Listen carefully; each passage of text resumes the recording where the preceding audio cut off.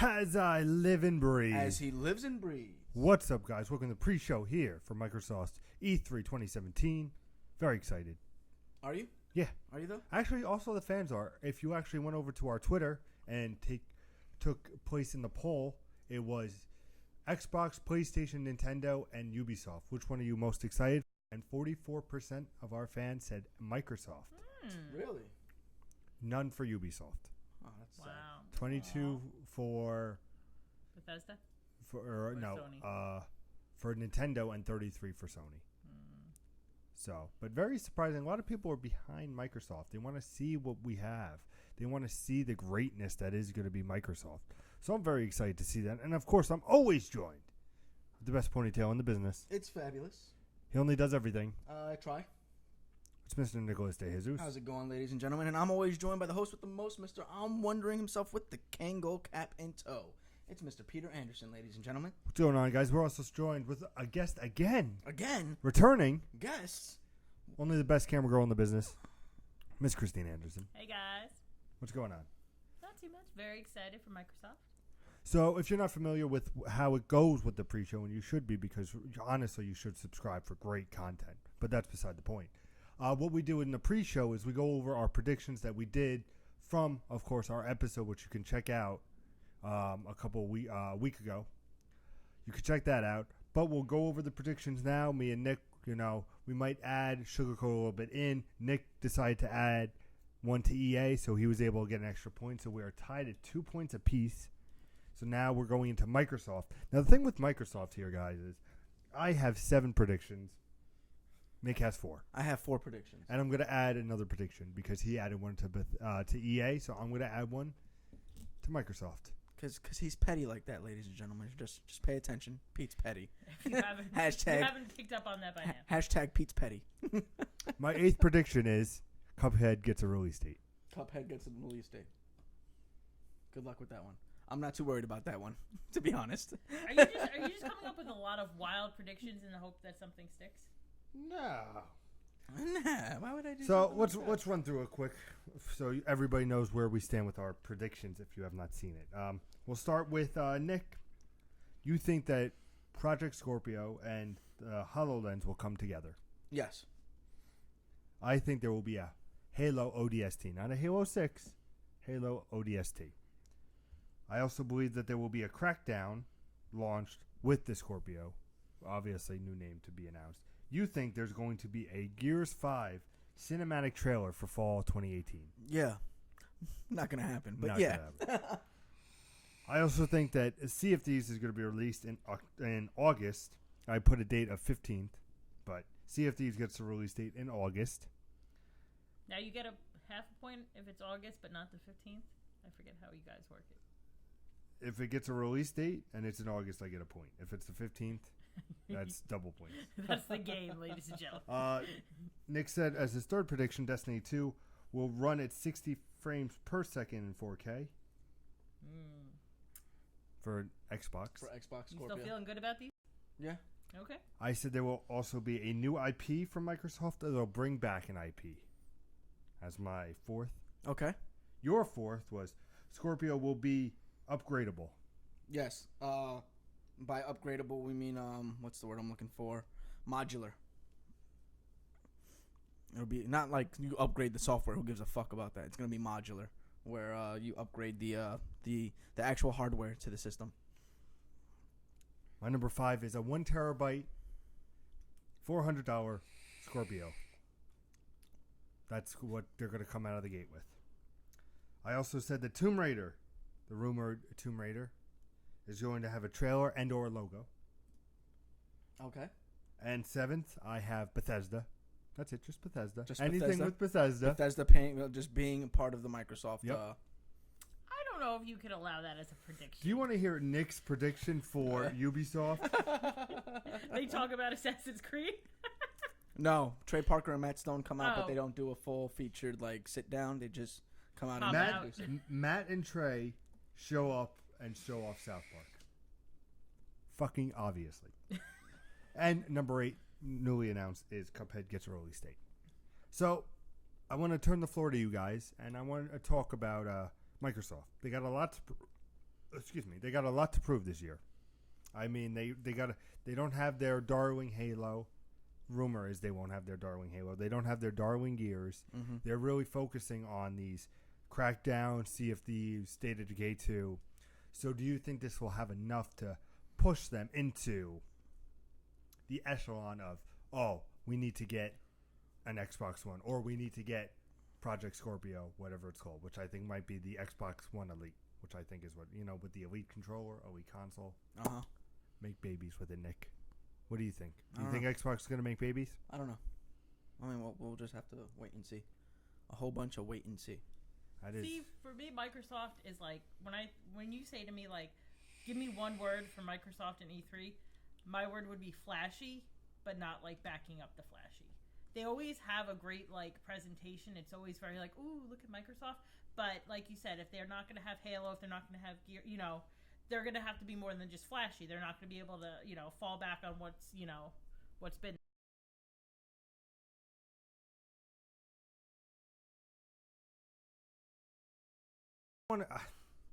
And we didn't do this with Microsoft, so if you would be so kind, sir, I would like to know what opens and closes for Microsoft.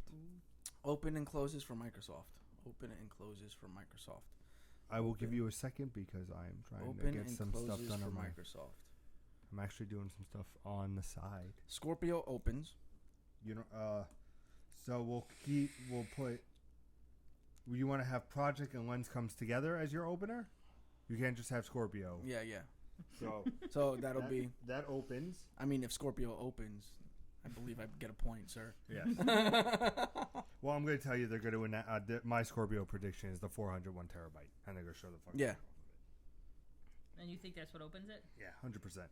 So we agree with that. So Yeah. regardless, we're gonna get a point. What do you think closes it for you? Gears 5. Because you really don't have any other choices. Yeah, because I don't have any other choices. And it would be shocking enough for them to close it with. You know what I'm saying? Yeah, absolutely. I'm between a couple, Nick. Okay. We're gonna bake a little bit, and you're gonna tell me when you feel like the muffins are done. Do you think that they'll end? Ladies and gentlemen, I'm gonna smack Pete during this live stream. I'm just letting you guys know. There will be violence. He will probably get smacked. I'm either thinking that they're gonna bring a new IP or an existing back.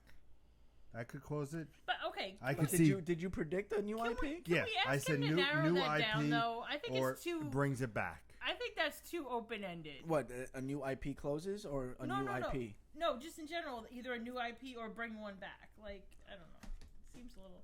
Excuse me for a moment. I'm checking to make sure our audio is good. Could you please? No, because it could be so. Yeah, but It could not happen. It could be no IPs. That's very. You get what I'm saying? There That could is be very no true. new IPs. There could be no. That's they fair. could not do it. I mean, look at EA. EA didn't really bring forward a new IP except for that BioWare thing. Right. And, You know? Yeah. So I'm between the new IP and or bringing something back to close, or the Tomb Raider, because I think a nice. I'm way going with that. That's Tomb Raider? Gonna be mine ending the show. Tomb Raider. Yes. Christine is Tomb Raider. I'm gonna have to say. Open the show. I have to think more about. I'm going to say the new IP or the I would something say a new brings IP back. would probably close the show. If again, it's if they even do a new IP.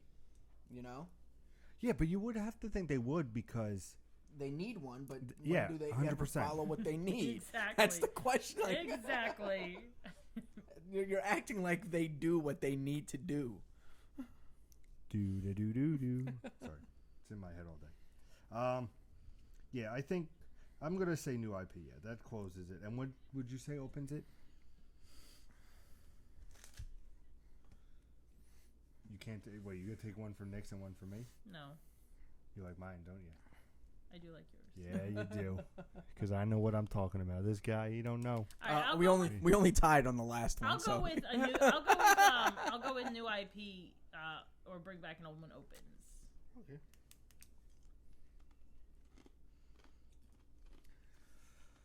All right. I'd like to see a new Tom Clancy.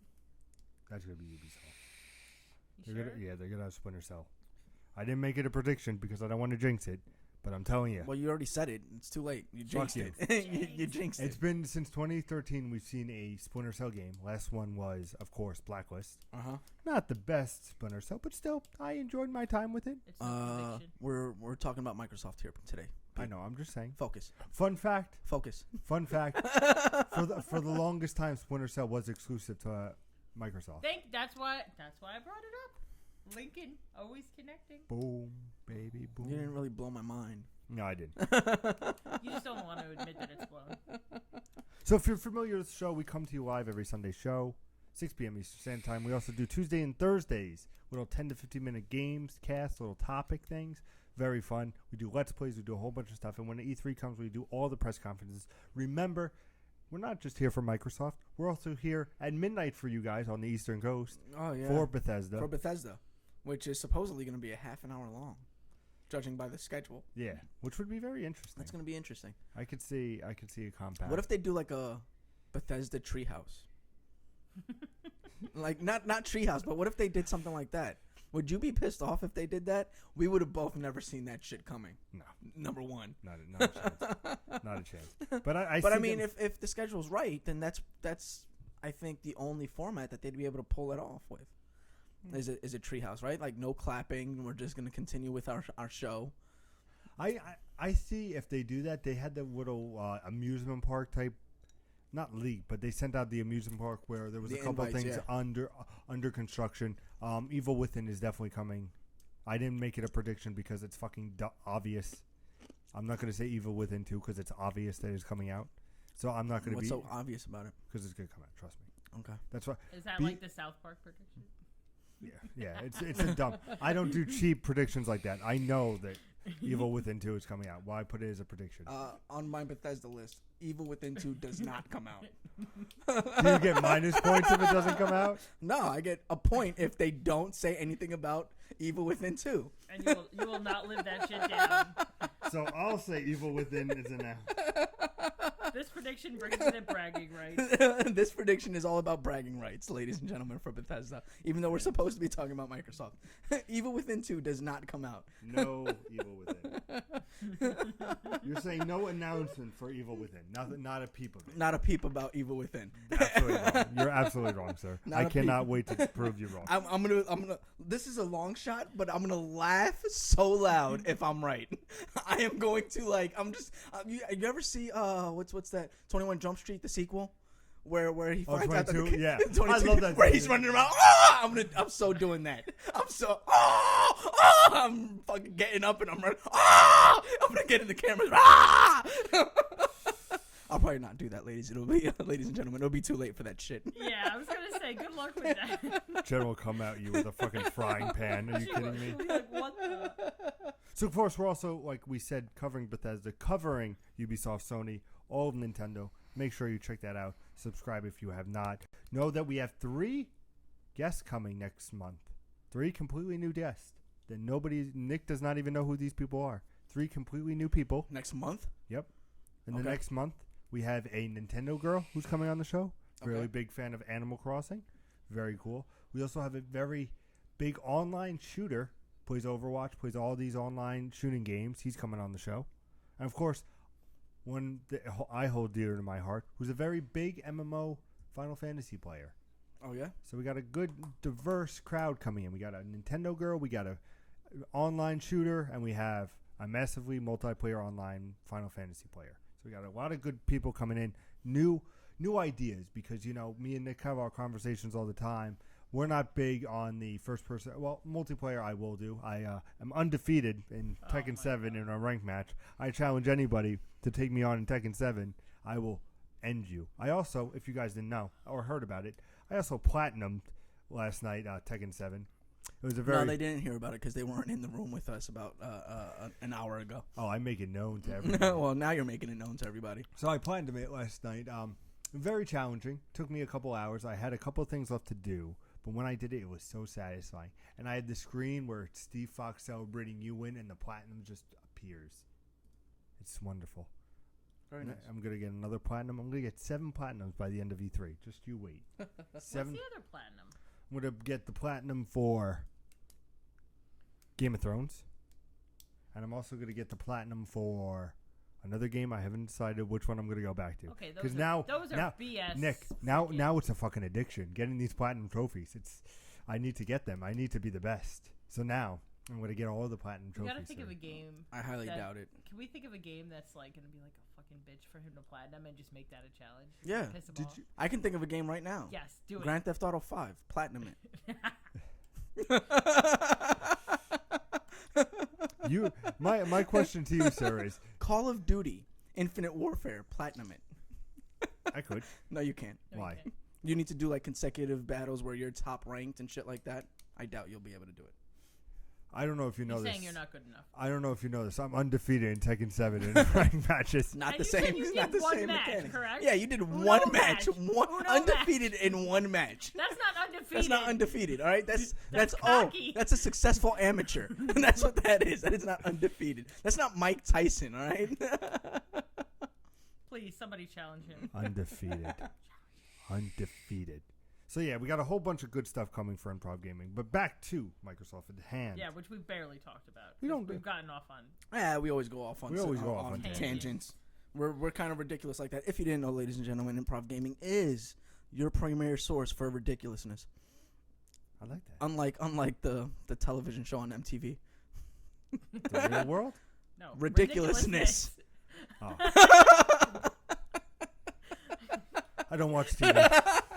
Too No, busy he just platinuming says Tekken. Too busy platinuming Tekken. Is that Tekken what 7. Undefeated. Undefeated in ranked matches. Almost won my first tournament, but lag. So Microsoft. Microsoft, I feel like they really need. Hashtag platinum. They need to show us that Scorpio is kind of the wave of the future, right? Mm-hmm. Like I'm the average gamer in a sense. Stay tuned, you'll find out.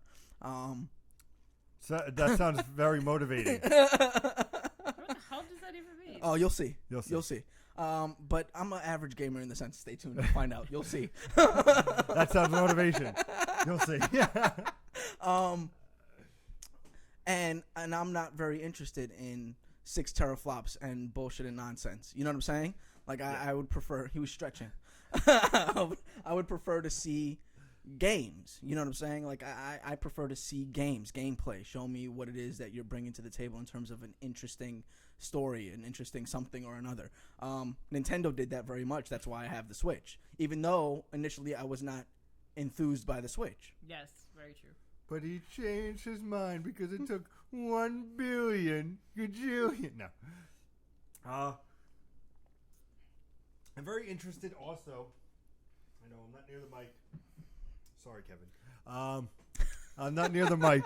But I'm very excited for to see more about Anthem from last night. Yeah, from Very last night. because I feel like they're gonna everything. I hope they say, everything you see today, which I believe they are. That's why it's gonna open the show. Is everything you're gonna see from this point on is running on the Scorpio, or Xbox Elite, whatever the fuck they call it. Gotcha. I mean, they could keep it. Would you be upset That if they might keep be a it? show opener. What? The whole EA fucking what is that? Roots seed shit. Seed. Oh. That might. And linking it to Scorpio? Yeah, because of how like closely EA wanted to like group that with Scorpio. I'm not changing my prediction. I was just gonna say, are you changing your prediction? No.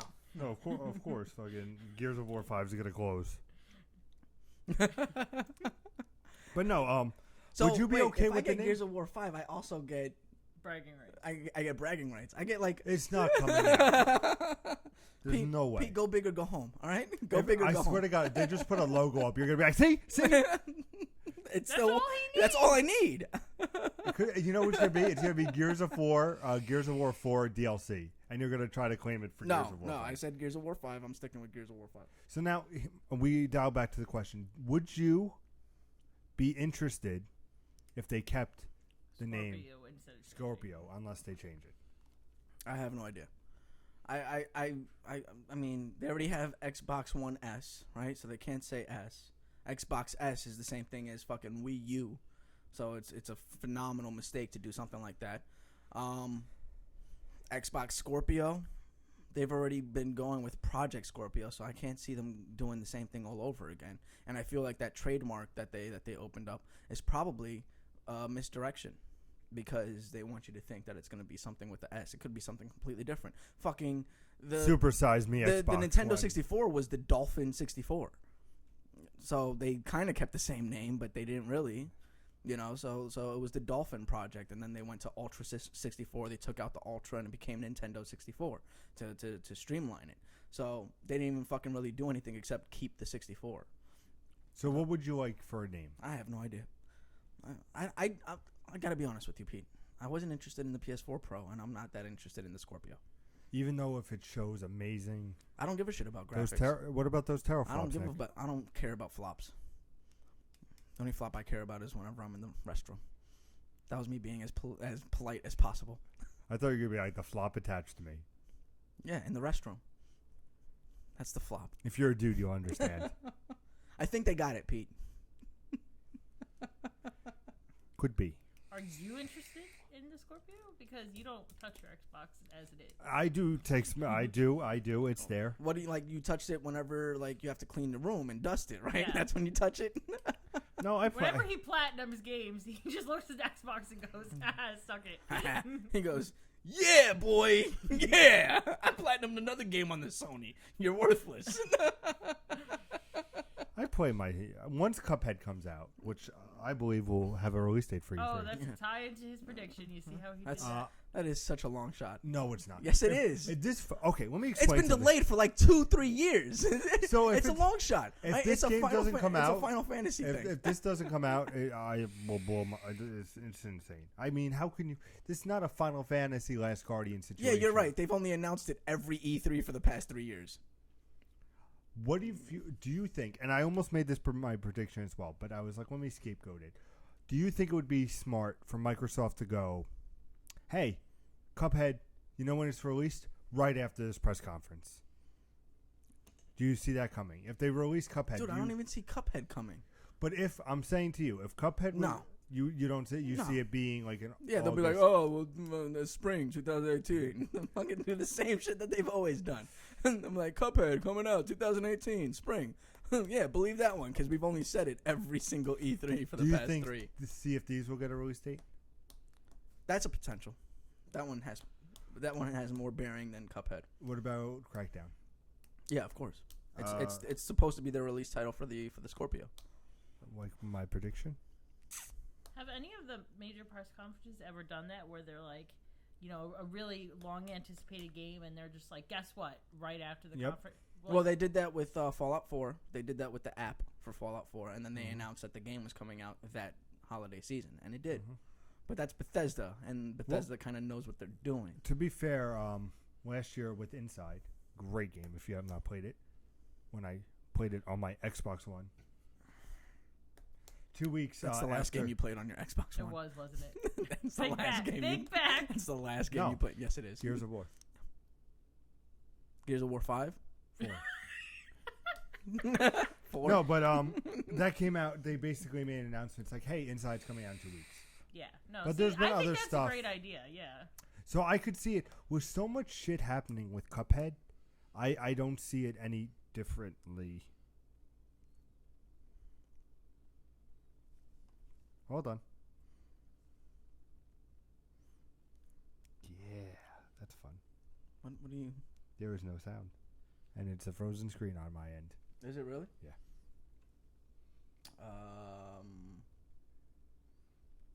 Let me go out and come back. It's still going, it looks like. It's just, let me see something. Hold on, ladies and gents.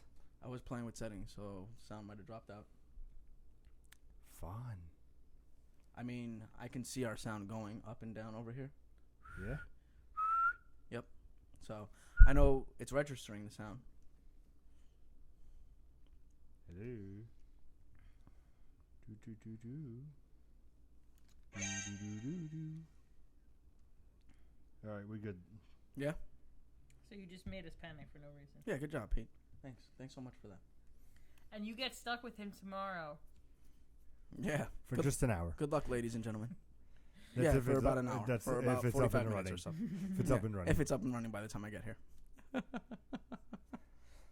But we're Are about. we making predictions on what Nick walks into tomorrow? Because I think that's better than the Microsoft prediction. So we're about 5 minutes out from Microsoft. Do you want to see? What's tomorrow's Ubisoft. Ubisoft and You're gonna Sony? miss Ubisoft. Yeah, and I'm Sony. gonna miss like the first 15-20 minutes of Ubisoft. It's just gonna be Prediction Just for Dance. Ubisoft: Nick has to come in and save the day. I take that action. But when, No, I have confidence in Pete. not much.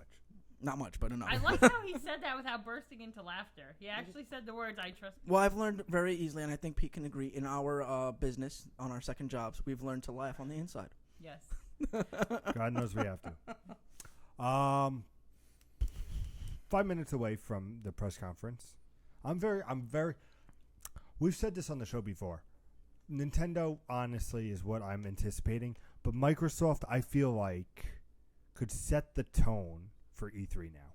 Because you know what you get from EA. It's the same bullshit every year. Yeah. Sports. Cool fucking game that everybody would want to play, like Unravel and like A Way Out. Game. Our big blockbuster Battlefield Battlefront. When it comes to Microsoft, I mean, they could really set the tone for the rest of the conference. And If they're smart. and I think that they could do it because they're in a good place Sunday. Bethesda, honestly, always delivers. We can't say Bethesda doesn't deliver. Mhm. They did win a couple of years back. Nintendo was the runner-up. But I feel like if it's going to be interesting what they do here, because then if they hit it out of the park, it might make Sony react a little, you know. See, but I don't like wonder how when Sony does that. I don't like when Sony like kind of relies on what Microsoft is doing in order to determine how their show is going to be. Yeah, I wonder how much tweaking really goes on. You I mean, know? there is quite a bit, right? Because Sony infamously completely reacted when the Xbox One was announced, and then like 3 days later they tweaked their entire press conference in order to anti-cater to what to fight against what Microsoft was saying. They're like, oh, ours is releasing on this, and it's not always connected, and you can play, and you can share your games with your friends, and you can, so it was all. You can play used games, Yeah. We won't be spying on you. Yeah, pretty much. Like they literally just went all Toe for like toe. Yeah, they completely Well, they molded also that had something opening. to prove back then, too. Yeah, that's I true. mean, Let me ask a question. When they assign the times for the press conferences, is that like a status thing in a certain way? To a certain extent?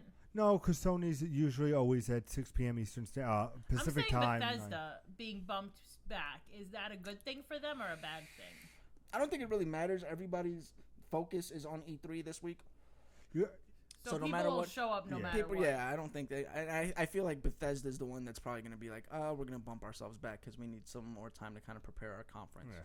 So Usually, and just recently did they switch. Bethesda always, 2 years ago, opened. mhm. Usually it was always Microsoft, Ubisoft, Sony on Monday, and then Nintendo on Tuesday every year. And then EA backed out, did their own thing, and went a day before everybody else. And then Nintendo always did their thing last. yeah, Nintendo's always last. But then Bethesda came in and it's like, oh, we're going to start Sunday. And now EA is like, no, fuck you, we're going to do Saturday. E3 is going to end up Wednesday of the week Yeah, before of the the week actual before. conference. Yeah. So it's going to be very interesting to see that. Once everybody starts like jumping in and all that Yeah. shit. But a couple minutes away, so to speak, from the Microsoft press conference. If they ever start on time. They will. Microsoft's usually good. Yeah, never mind. Can I put a prediction? We'll see Phil Spencer. Really? Phil Spencer comes out and says something about Xbox. I'm sure he will. All the points. And if he says two things about Xbox, I automatically win. But so we're going to be streaming you the conference in a couple of moments, and you can watch with us.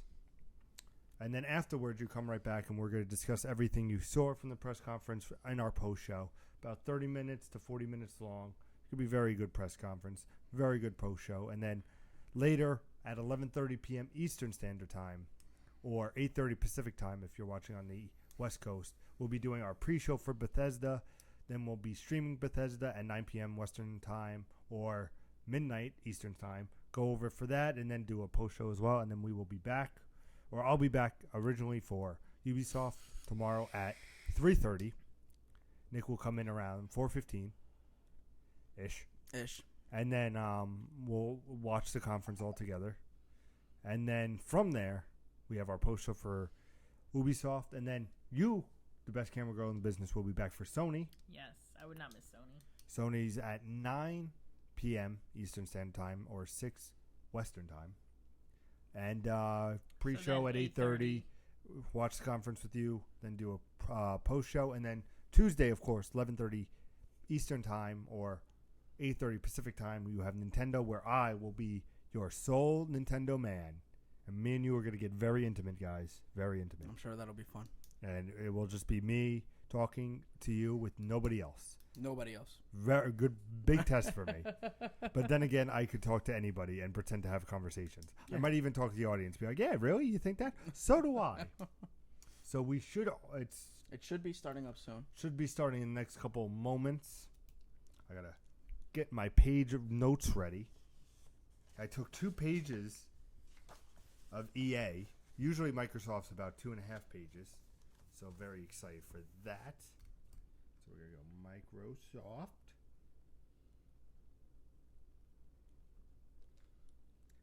So thank you guys for watching the pre-show. We'll see you on the post show. We'll see you on the post-show and all that fun jazz. How we doing, Mr. Nicholas? It seems like it hasn't started just yet. Of course it hasn't. God damn it. Here we go. know. We going? Nope. I'm getting it.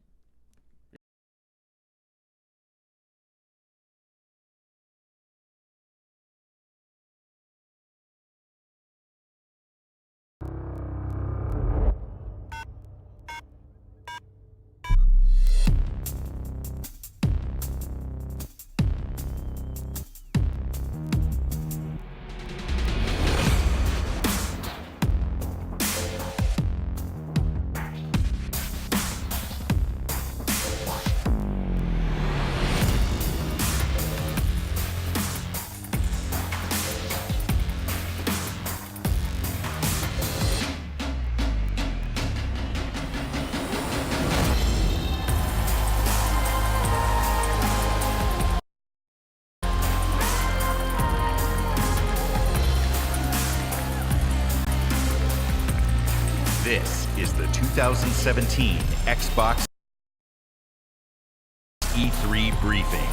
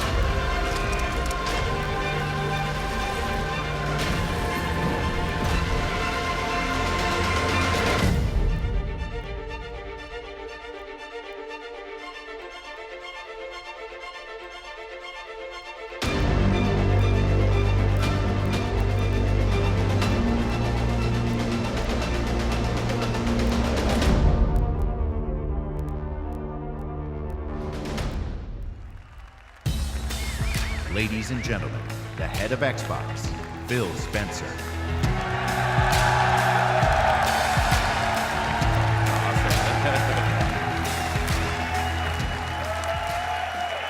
Hey, no, stop.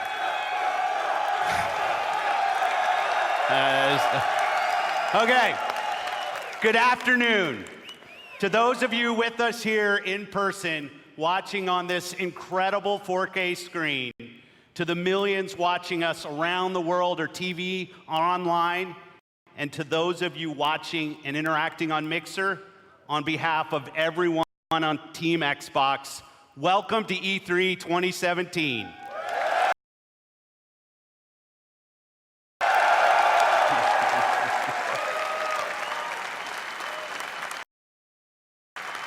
When the renegade group of gamers, creators, and engineers came together to form the original Xbox team and deliver the first Xbox console, we were driven by three principles: empower developers, delight gamers, and deliver true hardware and technical innovation. The original Xbox team lived by the mantra, there's no power greater than X. And today, we are proud to welcome the newest member of the Xbox family, fittingly named Xbox One X.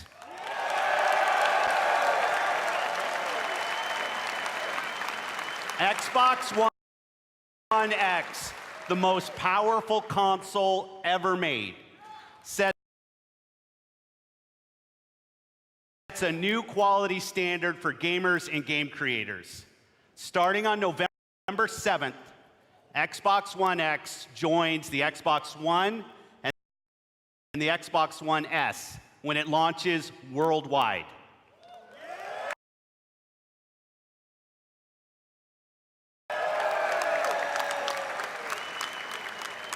Now, I'd like to introduce one of our leaders in the Xbox engineering team responsible for making the Xbox One experience great for gamers and developers. Please welcome my friend, Kareem Chowdhury, to tell you more.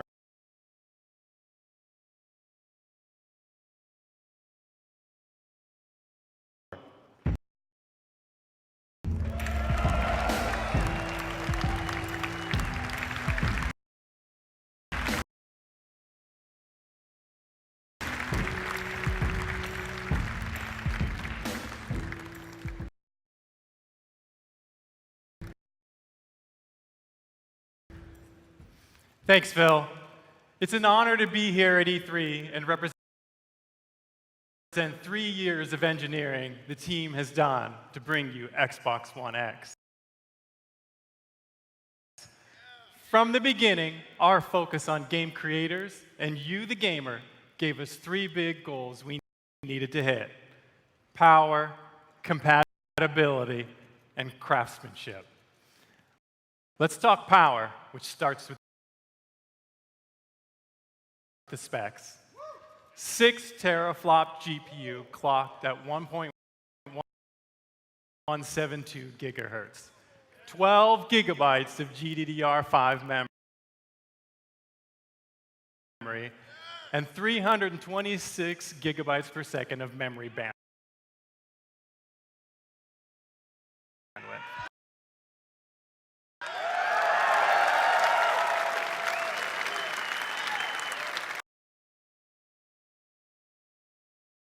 These are impressive numbers that are more powerful than any other console on every dimension, because that's what it takes to give game creators the power they need so you can experience true 4K resolution, 4K textures,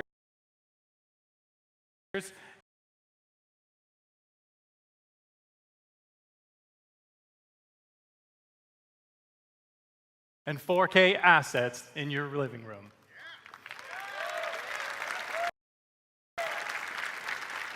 And when we say true 4K, we mean 8 million pixels, high dynamic range, wide color gamut, premium sound like Dolby Atmos, and 4K UHD Blu-ray playback.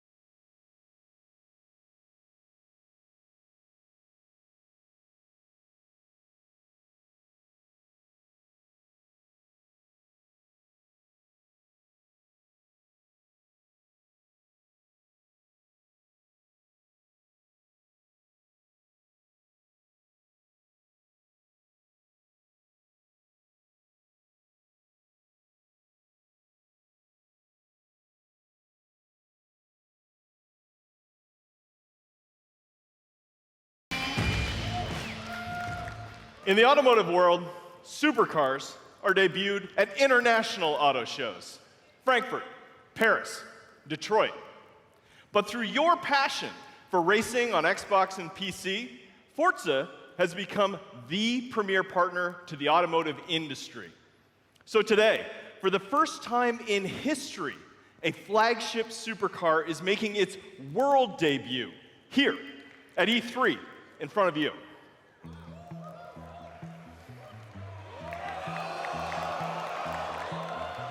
This year, we announced a 6-year partnership with Porsche to bring you amazing experiences, both in-game and in person. Porsche shares our vision for the future of racing and esports. And this car has never been seen outside of the guarded walls of Porsche. That honor belongs to you, exclusively. Ladies and gentlemen, may I present the 2018 Porsche 911 GT2 RS.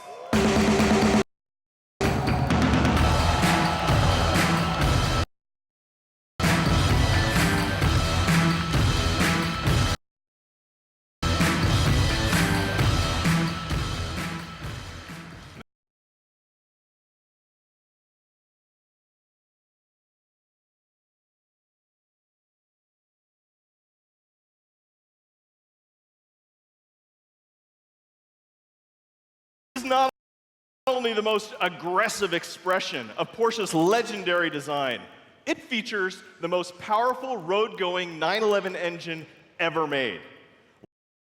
Like the Xbox One X, it's a monster. And with over 4.8 million active players across Xbox and Windows 10, Forza is the largest racing communities on the planet. You made this historic moment possible. Through your passion for racing, the digital and the real worlds are merging in an unprecedented way. So now, let's take a look at the Porsche 911 GT2 RS in Forza Motorsport 7 running on Xbox One X. I'm joined on stage by two presenters for our Forza Racing Championship Esports Series. I'm Shannon McIntosh, professional race car driver and Porsche driving coach. I'll be pushing the GT2 RS to its limits on the sun-baked streets of Dubai. And I'm Verena May, professional racer and stunt driver. I will be fighting to survive dynamic weather in the Nürburgring in this Nissan GTR race car. We start with Shannon in her customized driver on Dubai. Using the power of Xbox One X, Forza Motorsport 7 runs at a native 4K and a rock-solid 60 frames per second. And we have the additional power to deliver shocking levels of detail. Using super high resolution assets, we've recreated the intense feel of one of the greatest driving roads in the world, the Hafit Mountain Pass.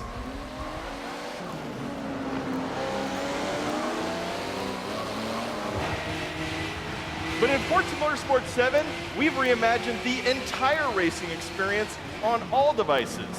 Racing is more immersive and dynamic. Ominous skies roll in as car parts rattle and vibrate. We've made racing more epic and grand. Race through living environments featuring spectacular vistas and massive scale. You can see we've made racing more dynamic and surprising. Dynamic puddles grow as the storm unleashes its fury. It's more thrilling and competitive. Feel the intense heat grease up your tires as you battle your rivals. And it's more beautiful and alive. Dark skies open up and change as the sun emerges from the clouds for a breathtaking finish.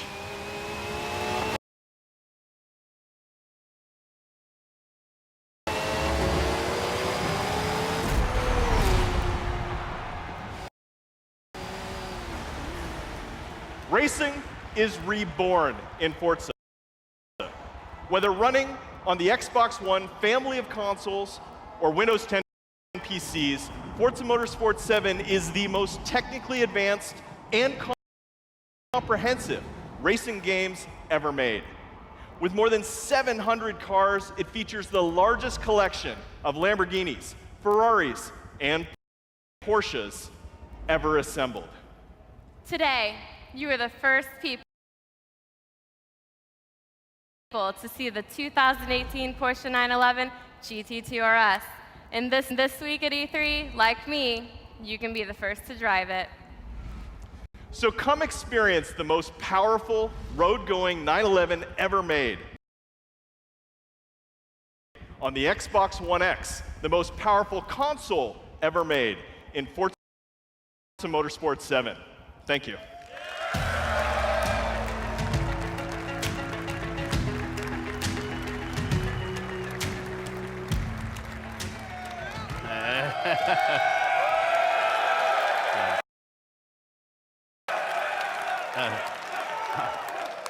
I'm going to play a ton of Forza Motorsport 7 when it ships on October 3rd.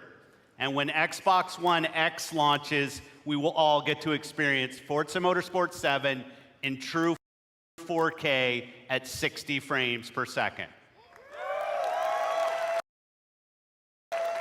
Today, we're going to showcase the world's greatest creators with a lineup of different types of games for every type of gamer. It is the largest and I believe the most diverse lineup of games that we've ever shown on our Xbox E3 stage. Games from creators large and small, games that inspire and challenge us, games that transport us to new worlds and offer us new perspectives, and games that push the boundary of our art form. Today, we will feature 42 games here on our stage, including 22 games with console exclusivity on Xbox One. Every one of these games will play great on each member of the Xbox One family, but of course, they will play best on Xbox One X. Up next is a game from a creative team that built their franchise on Xbox. In 2010, 4A Games worked with us to launch a single-player masterpiece that I played on Xbox 360. Now, I'm honored to bring them back with the premiere of their next work, running in-engine in true 4K.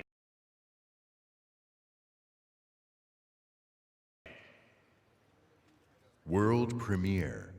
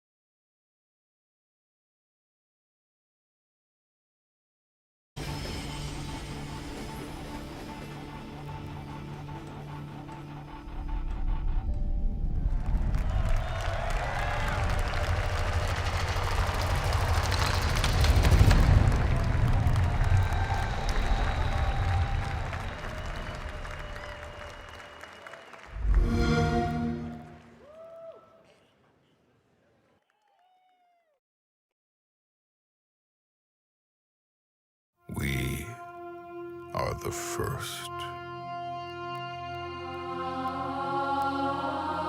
The first to see the gods.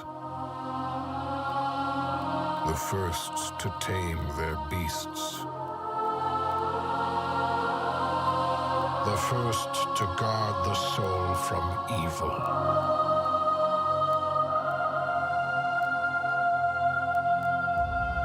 We conquered this land and built an empire.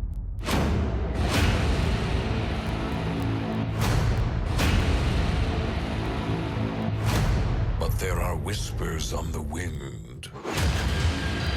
A brotherhood born in... They are the first to call themselves the Assassins.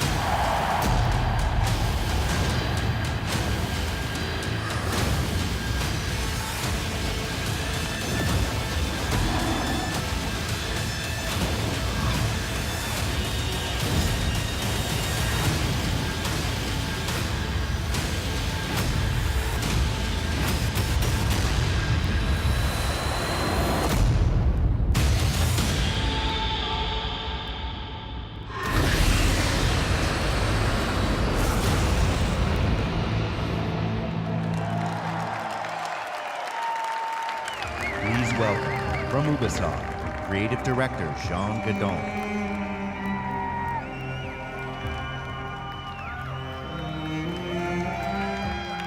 Thank you.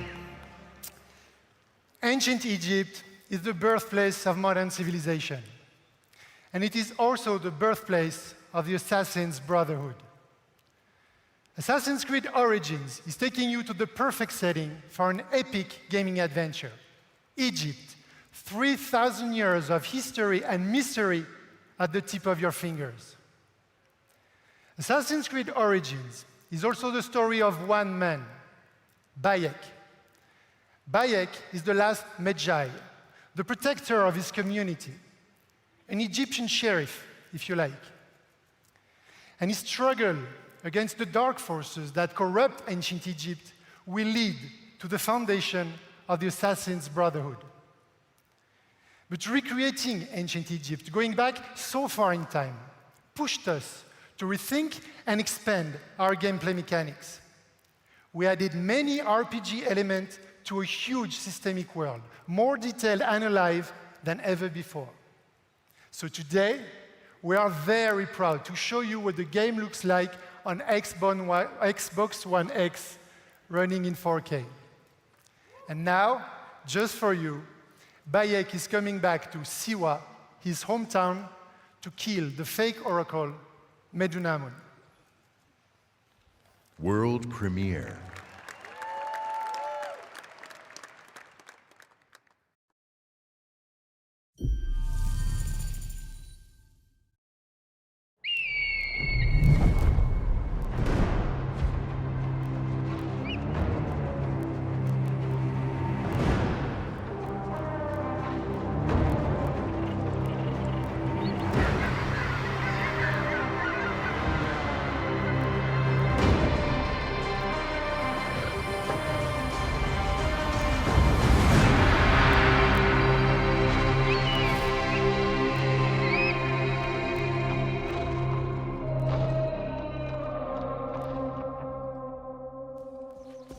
Siwa, my home, the sacred oasis. I thought he was dead. Our Magi, the last protector, our prayers are answered. Siwa has not been the same since.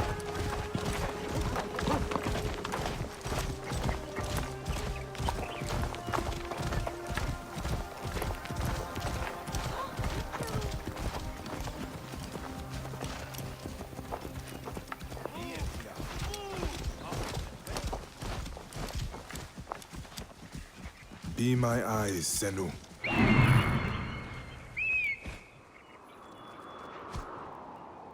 This temple resembles a fortress. What has happened? Get out of my way.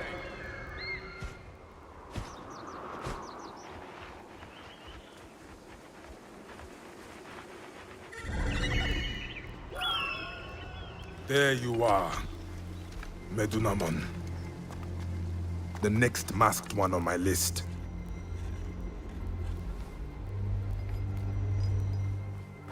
Now it is my turn to tip the balance of Anubis.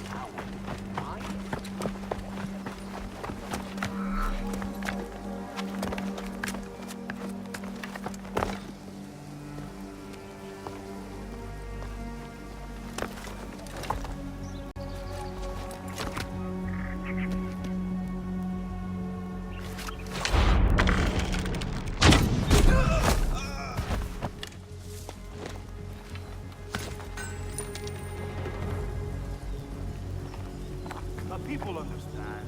We have broken their will. They understand our vision. Better be careful here. I should go drop these priests in the desert. Let the stand take them.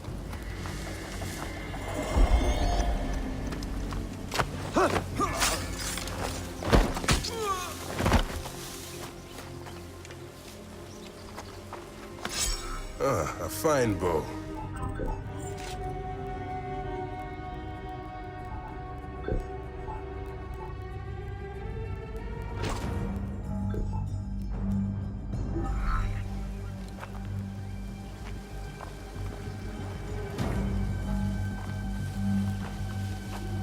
If the people see these dead priests, they will surely revolt.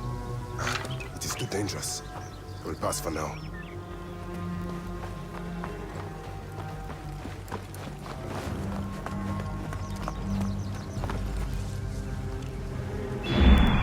Guide me, Senu. Medunamon.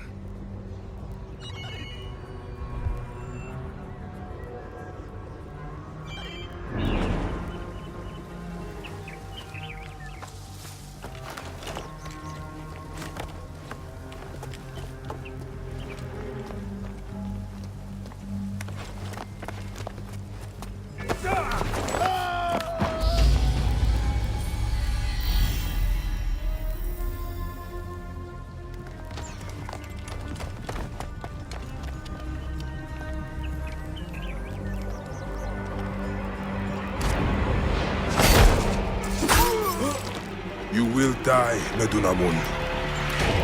Die, you bastard! Going to kill you for that! See what is mine!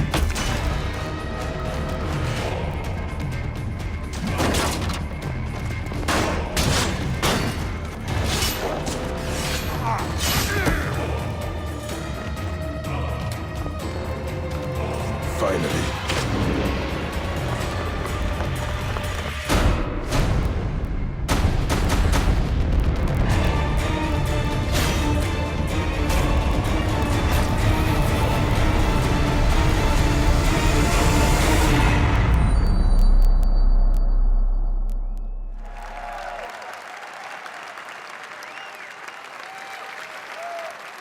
At Xbox, we've always believed in the power of games to unite us all. Today, communities of gamers not only play together, they create together and watch together. A whole new genre of games has emerged designed for both the player and the community. And with Mixer, we're innovating new features to make these experiences even better. This one's special. Of all the games in this genre, here is one that the world is having as much fun watching as they are playing. And I can tell you that includes many of us at Team Xbox. The creative director of PlayerUnknown's Battlegrounds is a gamer turned developer who designed this game together with a passionate community. Please welcome PlayerUnknown himself, Brendan Green.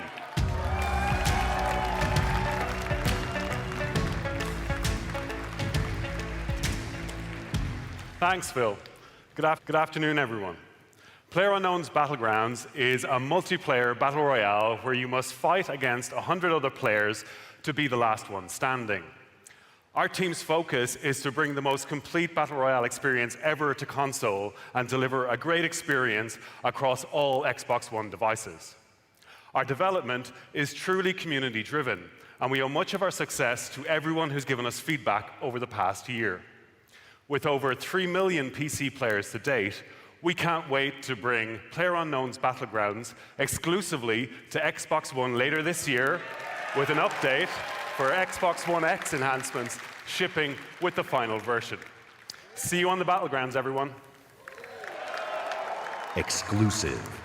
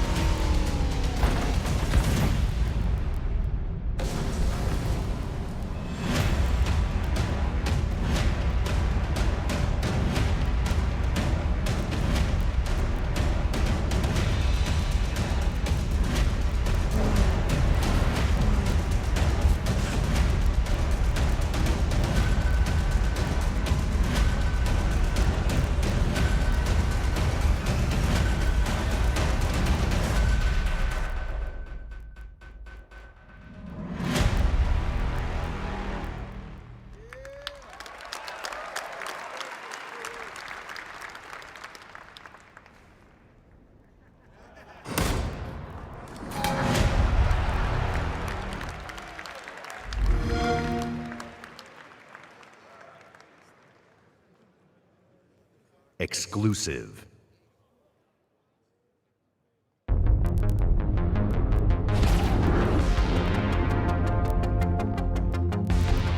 Let's try to stick together this time.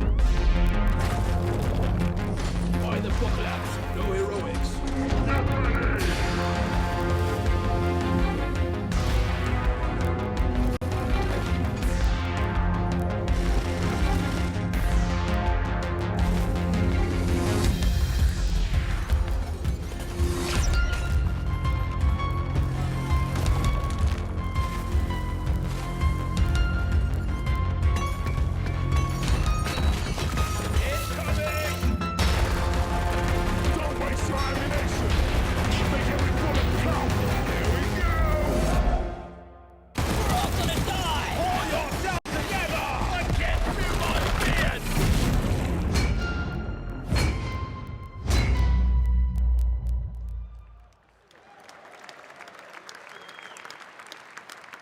Exclusive.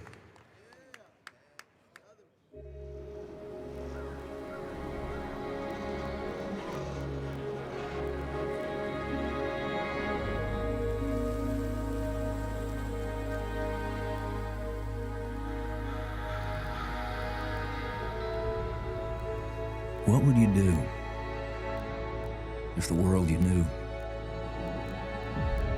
was gone?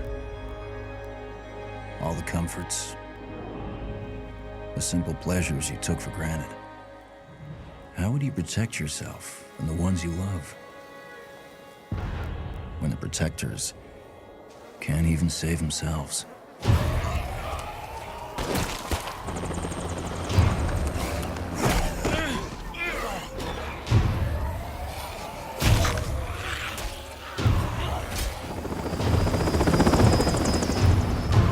Army's pulling out. Come on.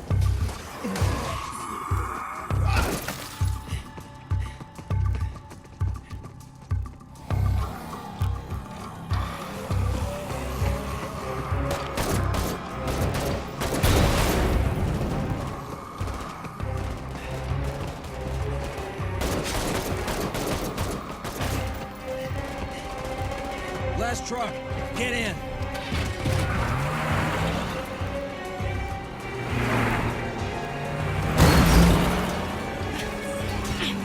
this.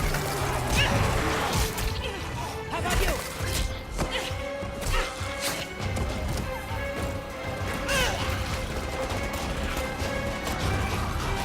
How will you decide who belongs? Thanks. I owe you.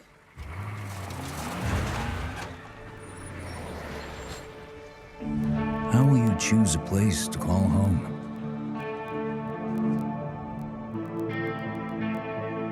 How will you build it?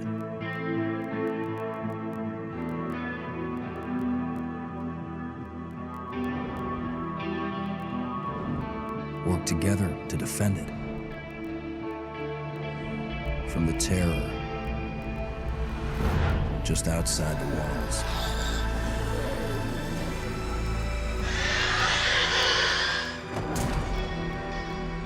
When you get hungry, cold, what risks will you take?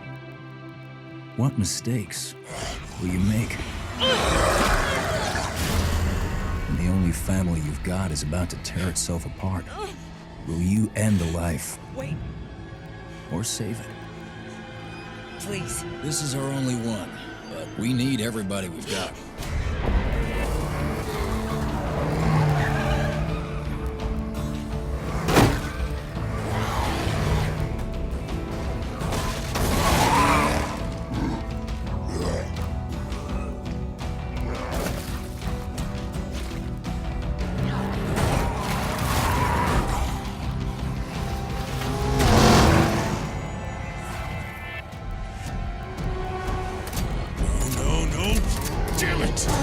When you get in too deep and realize no one gets a second chance.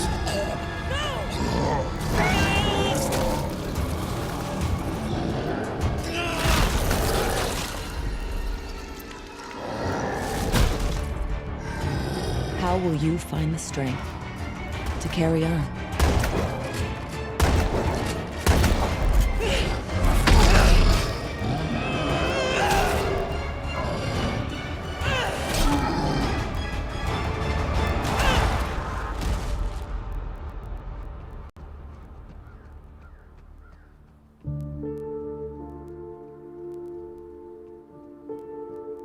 In this world of the living and the dead,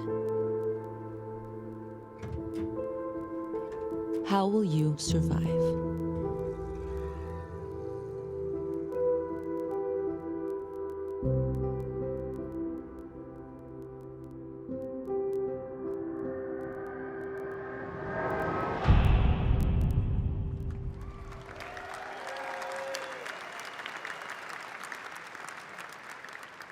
Exclusive.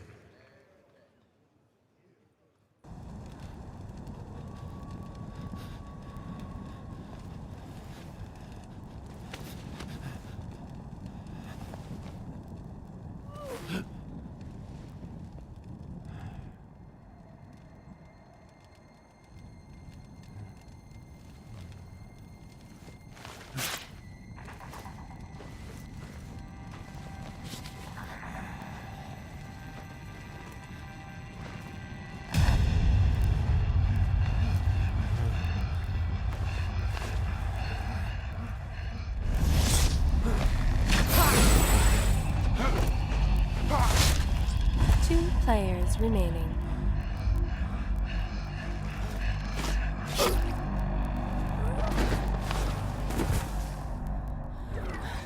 One player remaining.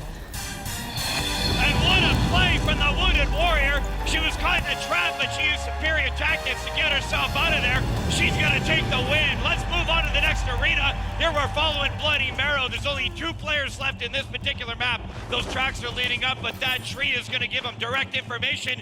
That red outline, there's a mortal unicorn, and he's letting in about 100 meters away now. Looks like he might be crafting or something, but what is this that Bloody Marrow's going to do? Getting ever closer, join that beeline, and now he's going to cloak it up. Is he going to walk in through the front door or what? Looks like he's going to sneak in on the back window. Here we go. Shot in the back. That's one, twice. Immortal's in trouble. Somebody from Mixer decided to chime in. That invincibility bubble's going to help him out and put on the fight of his life. There we go. The next strike on Bloody Marrow. Bouncing it up forward. There we go. Oh, that was going to do the damage in the arrow to the belly. That's going to be the win for Bloody Marrow. Bloody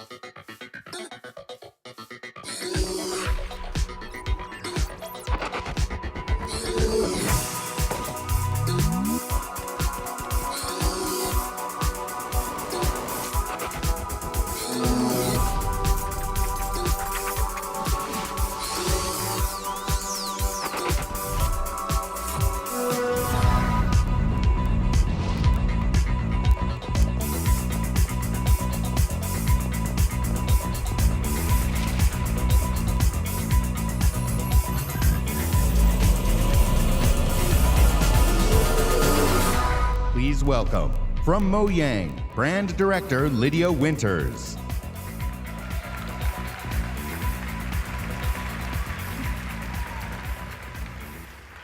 This summer, millions of Minecraft players will be able to play together on the device of their choice for the first time. Xbox Live will unite the global Minecraft community across mobile, VR, Windows 10 PCs, and consoles. As part of this effort, we're excited to welcome player-made skins, map textures, and massive community-run servers into the game itself. Because we know that the amazing content you create makes Minecraft even better. This fall, Minecraft will receive a free 4K update that brings more graphical options to the game. But we didn't stop there. With all this talk about graphics, we're taking things one step further. Today, we're revealing a new look for Minecraft that we're super duper excited for you to try out. One that's inspired by the power of Xbox One X and available this fall. Let's check it out.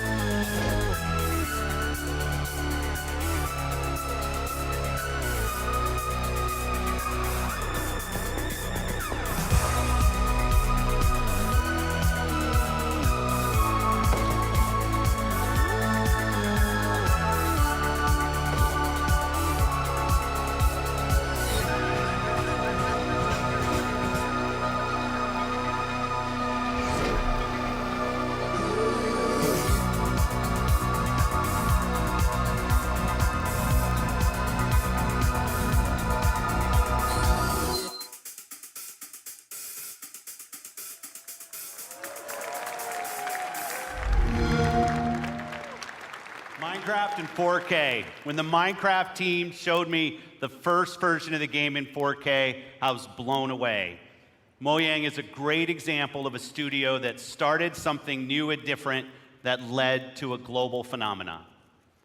At Xbox, we're searching for games that are fresh, new, and in some cases familiar.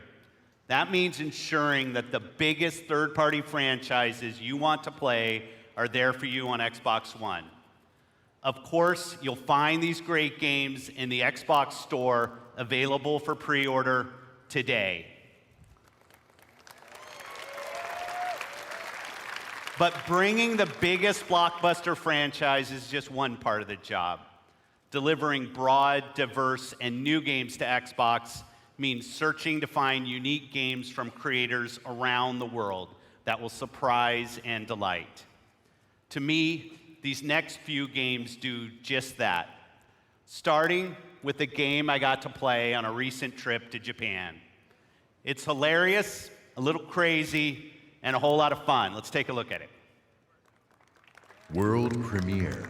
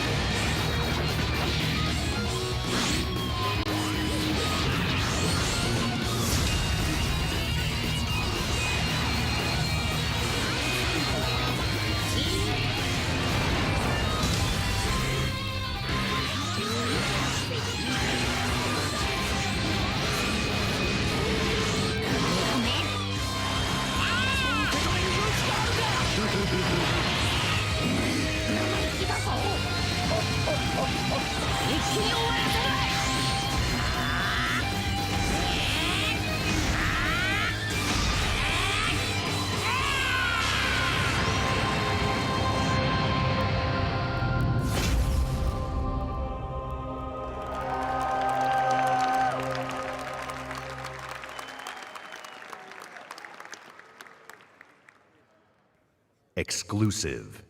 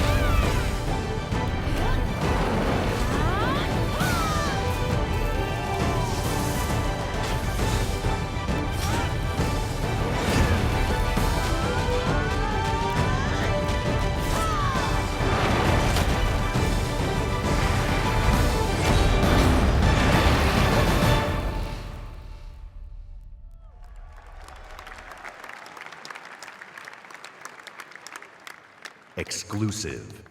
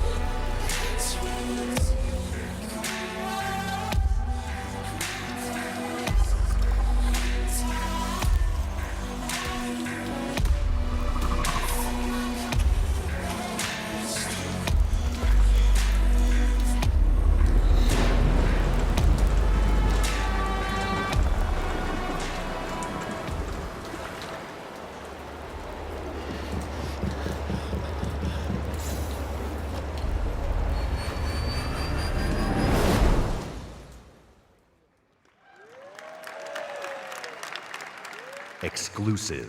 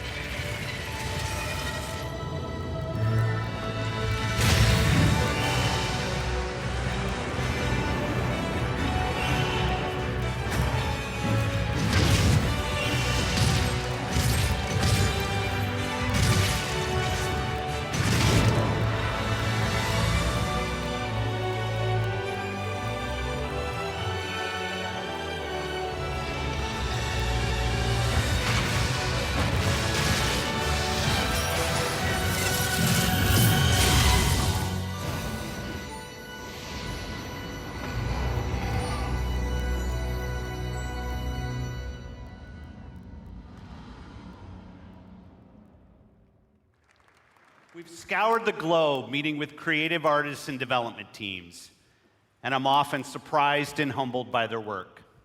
Whether it's a story that could only be born of a different land, or artistic design and storytelling that, in a single moment, can capture your imagination and inspire. There is much to be learned by looking beyond borders. Our first party is also a place of innovation and creativity. Today, I'm excited to share with you an extended look at never-before-seen gameplay from Rare's shared world adventure, Sea of Thieves. Exclusive.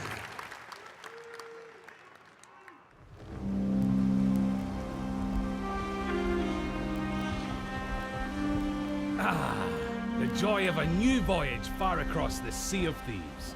Just you, the wide open world, and oh, well, it's not just you, she's here too. Oh, and this guy's here. But the point is, this is a shared world, ripe for exploring and raiding with your fine pirate crew. Look at them, scurrying around, making themselves useful. That's what we like to see. The world of Sea of Thieves seethes with possibilities, with adventures skulking above and below the waves. All you have to do is jump in and oh, there she goes.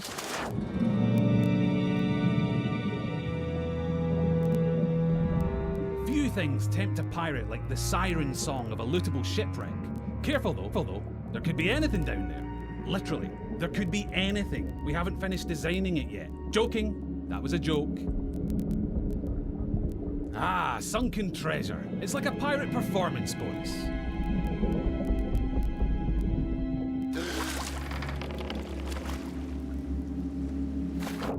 Every player's decisions and discoveries will be different, but however you plan seeking your fortune, it pays to be prepared.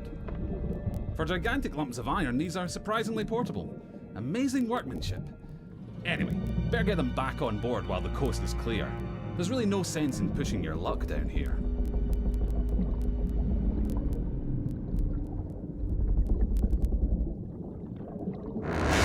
Now that is not a beast you want to pick a fight with. Yes, it's possible to take on these toothy terrors of the deep, but you're not much used to your crew bitten in two.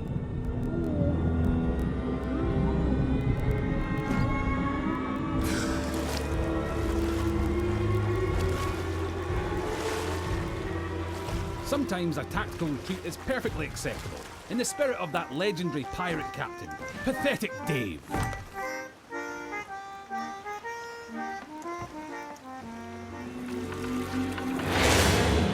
Thankfully, for every tense standoff, there's a moment of celebration or shared wonder.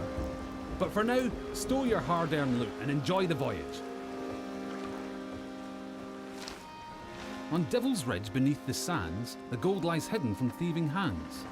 Well, that's typical. Oh look, here we are at Devil's Ridge. Nice transition, by the way. And so you'll shift from the heart of the sea to the island shore, where you'll explore jungles and coves, cliff tops and caverns. Every region has its very own landmarks, and over time, you'll uncover hidden shortcuts, abandoned stashes, and vistas that will steal your grog-soaked breath away. And yes, sometimes you'll encounter people who, for whatever reason, would like to blow you into little pieces. That's pirating for you. Keep that pistol primed, because you'll also face the roaming remains of those who came before you, caught short in pursuit of their own legends.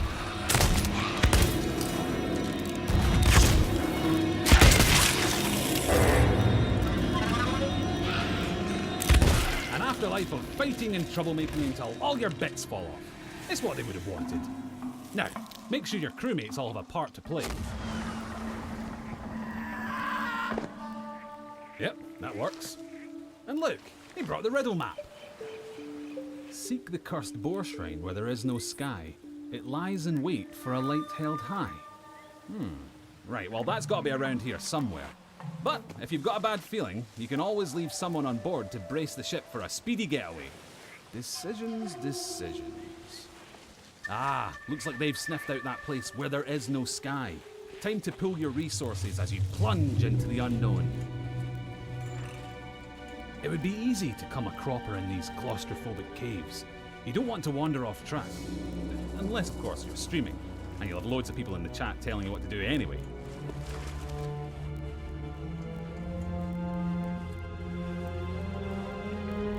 Don't mind that. It's probably nothing. Just kids. Of course, the Premier Plunder isn't just lying around to be claimed by any old drunken bumbler. You'll need to watch out for likely locations, following your map, clues, and your instincts to make light work of each new mystery. Light work. Little lantern joke there. You're welcome. Anyway, step 11 paces northwest, through the gloom. Dig my chest from its tomb. And with that, we're one step closer to payday. Then again, some of the loot in these parts has lain undisturbed for a long, long time. That has to be the spot. You can practically taste the treasure. Good call on the double-duty shovel work too. That storm outside was nipping at your heels.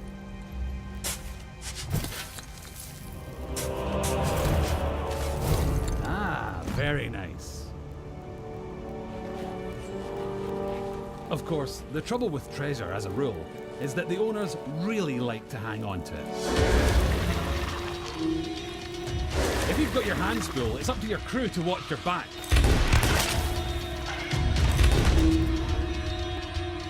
And while they're doing that, it's time for another strategic withdrawal with the loot. Nope, not that way. That's it. Easy now. Don't stop, keep going. Almost there. Watch that next step, it's a doozy.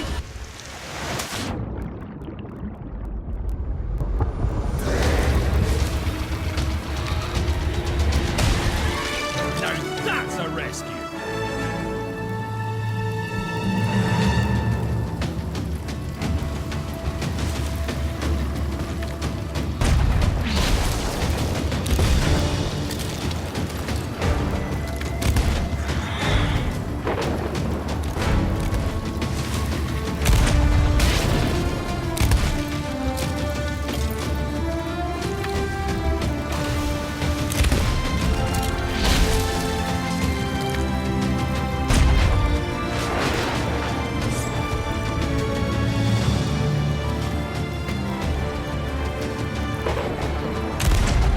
Regularly beat the odds and get chests back to your ship, you'll be able to turn a tidy profit by trading them in at an outpost. That's just the tiny matter of making it through this storm in one piece.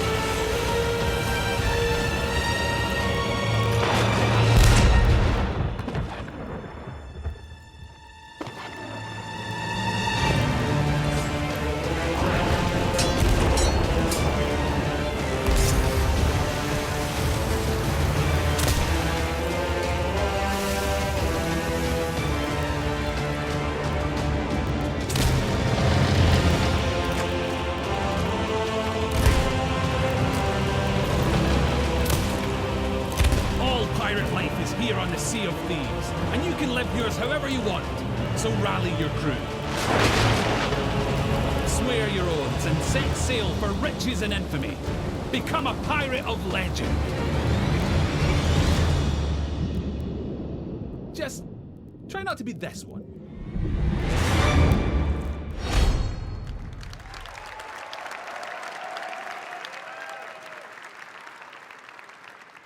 Exclusive.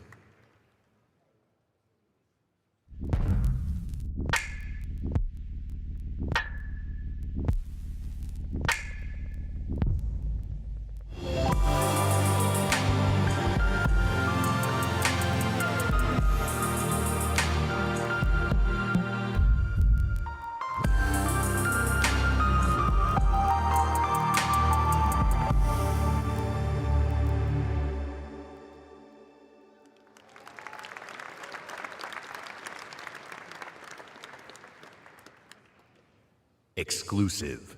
World premiere.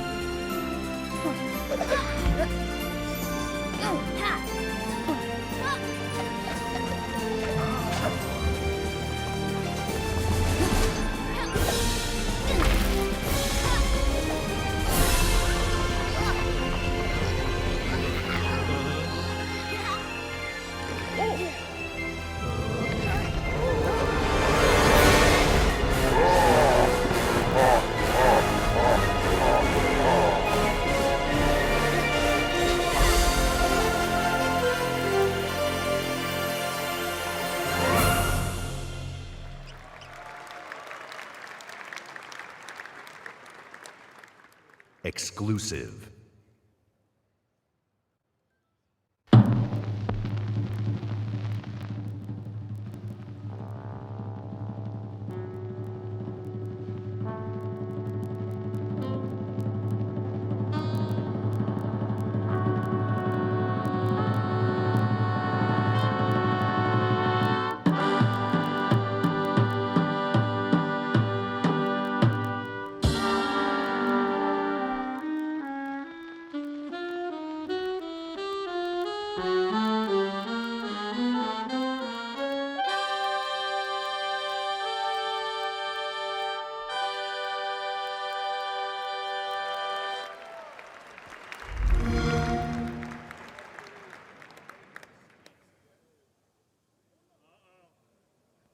Exclusive.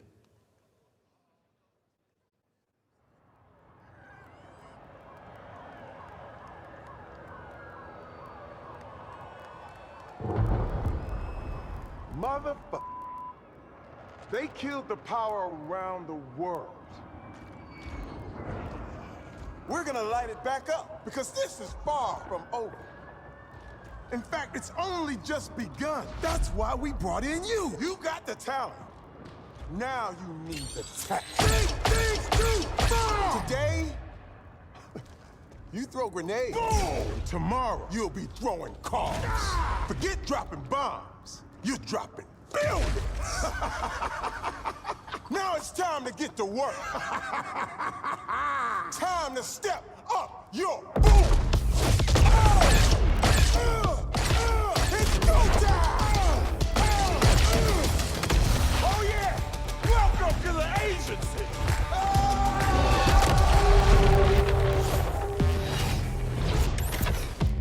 Determination to conquer all my ambitions. Ready to this position, and so my disposition. Not seeing no limits, killing the competition. Yeah, I'm a beast. Now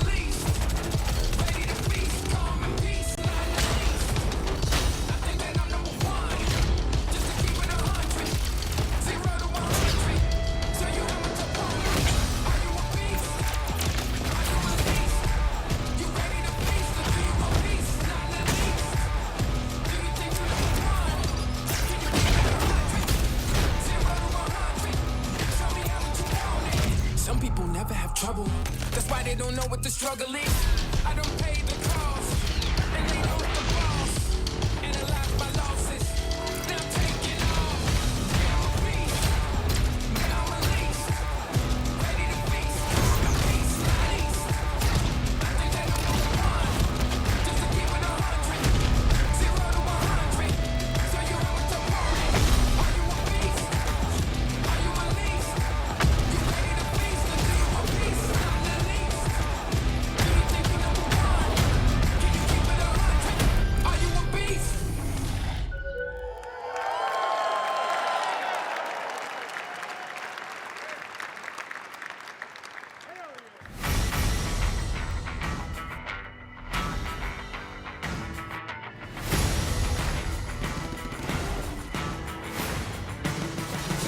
Eyes on the prize, ain't no tripping us up. Ain't no denying, you gotta be tough. This train ain't slowing down. This train ain't stopping now. This train ain't slowing down.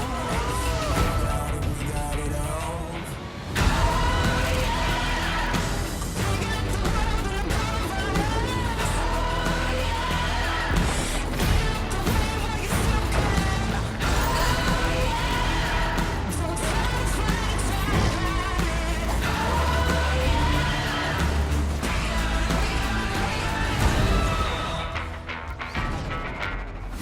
Anything you want, yeah, you know that we got it. Hard as we try, yeah, you know you can't stop us. This train ain't slowing down. This train ain't stopping now. This train ain't slowing down. We got it all.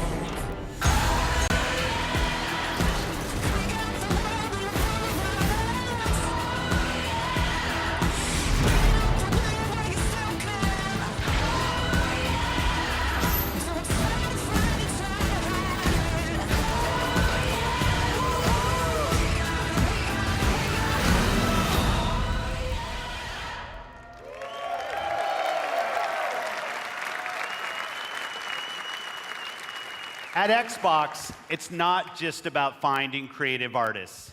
It's about empowering them and nurturing them, helping shine a light on their work, making it easy for them to build and share their creations. That's why the ID at Xbox program is so important to us. The team has released over 500 games on Xbox One and Windows 10 through the ID at Xbox program. And this is not just a milestone for the program and the independent developer community.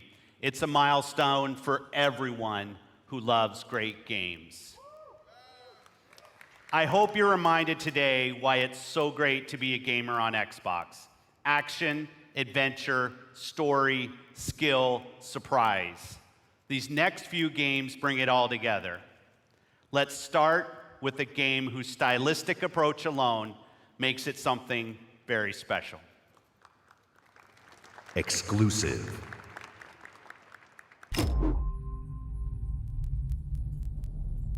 The dark is older than the light.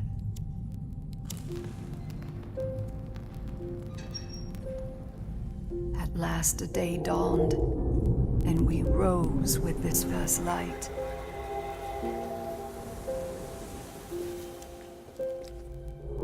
But that light was a betrayal, only fleeting.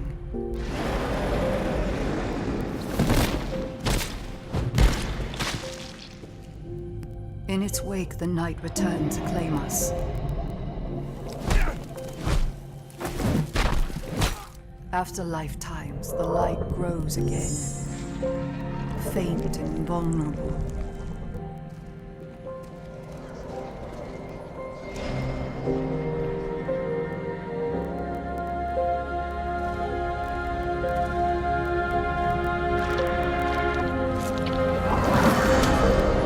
We will live in the new light rather than just survive in the dark.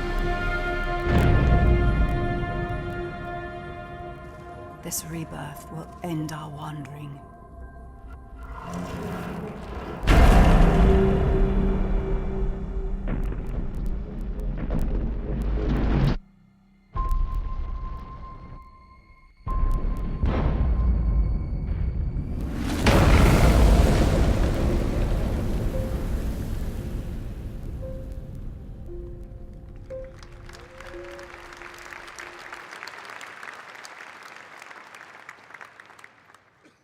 world premiere.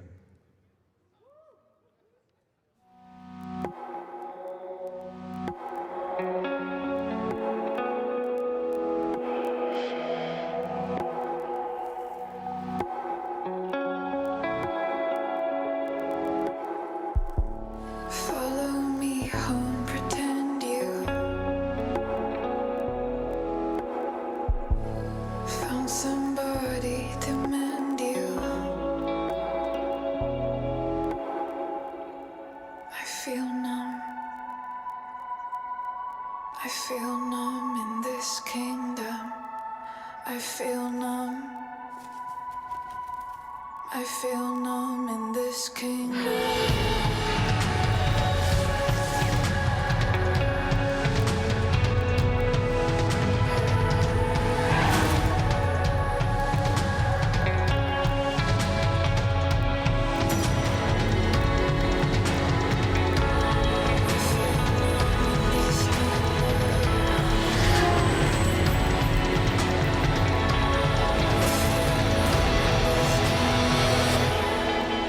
Rachel?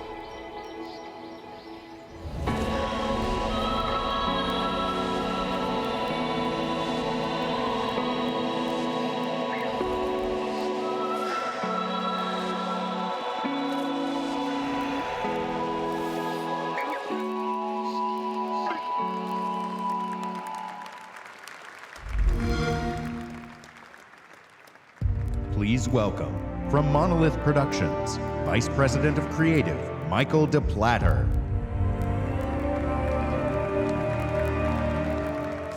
Remember me? You tried to humiliate me. You left your mark on me, but it didn't work. You burned my mind. I'll kill you. Until this moment, you have not known suffering.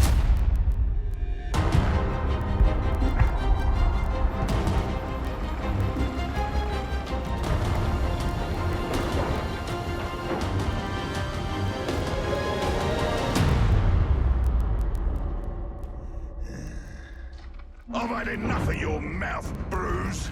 So now I'm gonna kill you. For all these orcs to see. Always said you were an optimist. Know what that is, mate? It's about sizing up a situation that's bloody impossible and saying, yeah, all right, I'll have a go. I'm exactly the same way.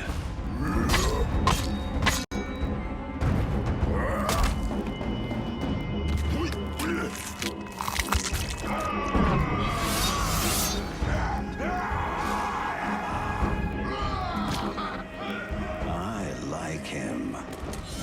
Bruce killed the boss. Come on, lads. In Shadow of Mordor, we introduced a way to create unique personal stories for every player. And in Shadow of War, we're expanding the Nemesis system. Two new features we're really excited about are forging an army of followers and Nemesis fortresses. Here, we'll use the Ring of Power and recruit this Olog, Bruce the Chopper, to expand our army. Then, we're going to assault a fortress controlled by one of Sauron's overlords. Oh, that was nasty.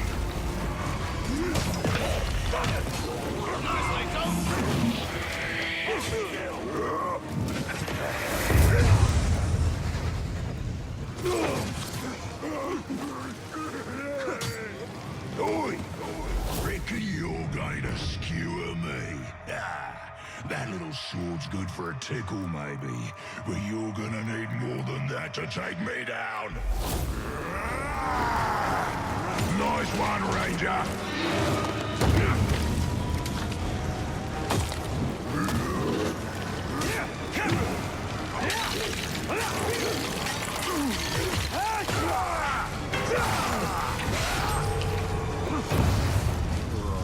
This has never happened to me before.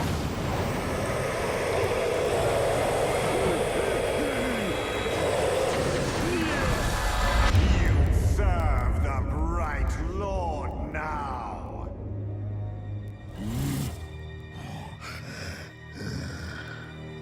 Bright Lord, Dark Lord, same thing really.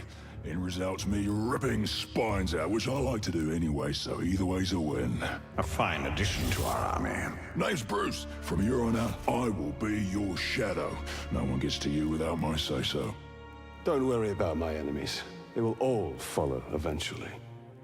You wanna plant your flag in Mordor, you'll need to do it deep. There's a fortress nearby. They say it's ruled by a two-headed troll big as a mountain and deadly smart. Which, well, I guess he'd have to be given the two heads.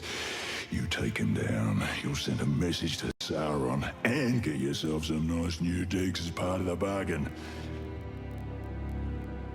I'm not going to do this alone.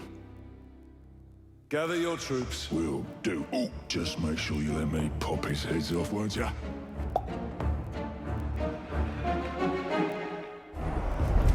So we already have a few loyal followers in our army, and recruiting Brute means we're ready to assault the fortress and overthrow the Overlord. We're enormously expanding the open world of Mordor to new regions like Saragost and Cirith Ungol. Mordor's a massive, living, breathing world filled with orc society, tribes, and wildlife, as well as stories and secrets. You cleaved me in two. Any other orc would have died, but I survived. More than that, I thrived. My brothers put me back together, stronger than ever. But they didn't make me into what I am. You did. You created the machine. No! We've just been ambushed by the machine. He's tracked us across Mordor seeking vengeance. He's one of the 7 new orc tribes we've added. This machine will grind you to paste! I hate big sticks! Cool, finally!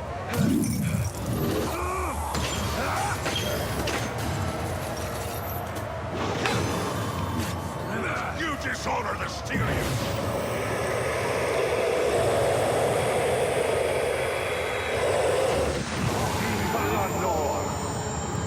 Instead of killing the machine, we'll dominate him, so we can take advantage of his abilities during the fortress assault. You take out the Overlord.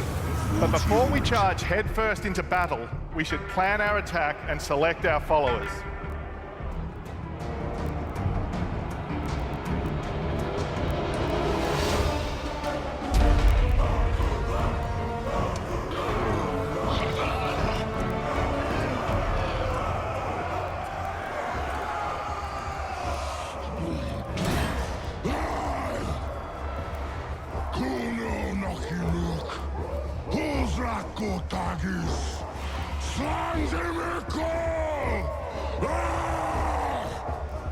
My black speech is a little rusty.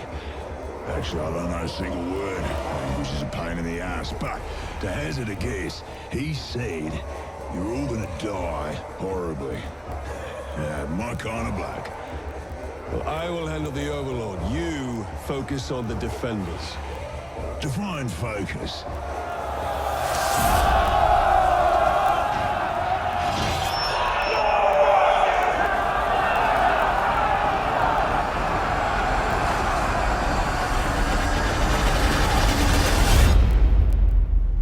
There are unlimited ways to forge your story and conquer Mordor in Shadow of War, and we can't wait to show you more this week at E3. Thank you very much. Exclusive world premiere.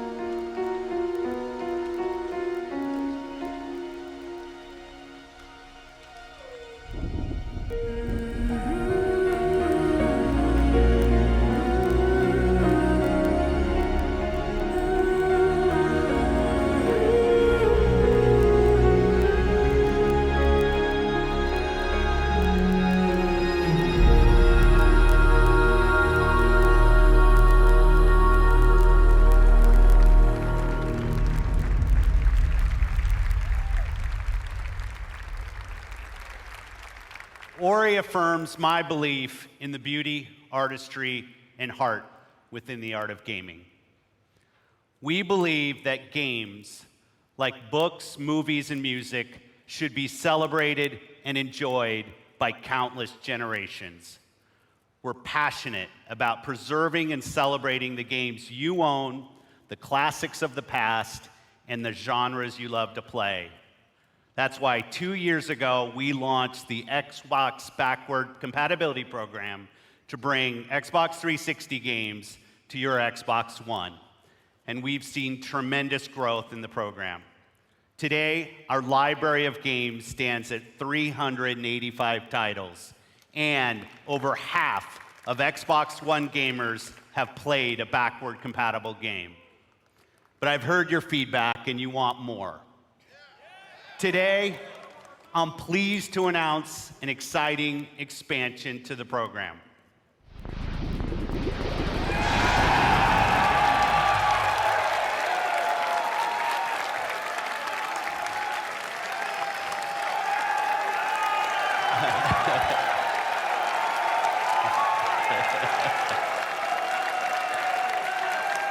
Our team of engineers are working hard to bring us some of your favorite original Xbox game to today's Xbox One library, including a fan favorite that I'm asked about often by the community, Crimson Skies. And it looks great. And like the Xbox 360 games, OG games will look better and play better across the Xbox One family. We'll have more to share about this program when it launches later this year. I'm proud of the library of games available today on Xbox One. All of them will benefit from the performance and power when you play them on Xbox One X. But we won't stop there. I'm excited to announce that if you own Gears of War 4, Forza Horizon 3, Killer Instinct, Halo Wars 2, or Minecraft, we'll be providing 4K updates to these titles for free. And we already have over 30 titles from our third-party partners that are planning to provide free updates as part of our Xbox One X Enhanced program. Titles like Final Fantasy 15, Resident Evil 7, Tom Clancy's Ghost Recon Wildlands, and Rocket League, just to name a few. This means you probably already have a large library of titles that you own today that will automatically get better on Xbox One X. Today, we showcase some of the world's greatest creators with a lineup of different types of games for every type of gamer. We showed you the largest and most diverse lineup of new games that have ever appeared on our stage. From every corner of the globe, from developers large and small, 42 games, including 22 with console exclusivity on Xbox One.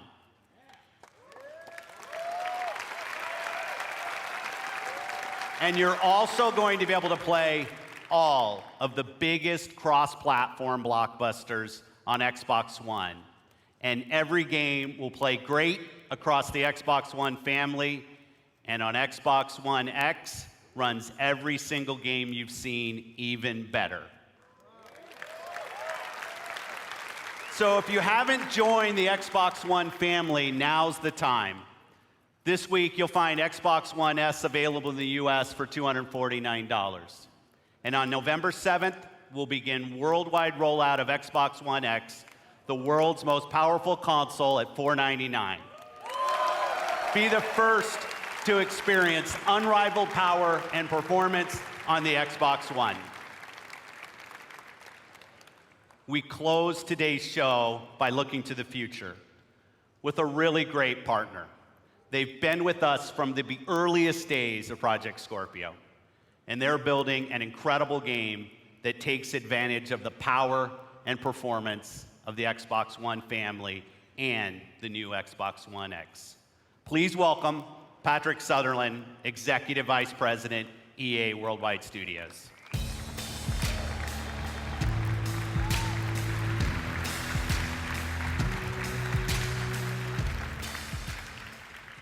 New IP is the lifeblood of our industry.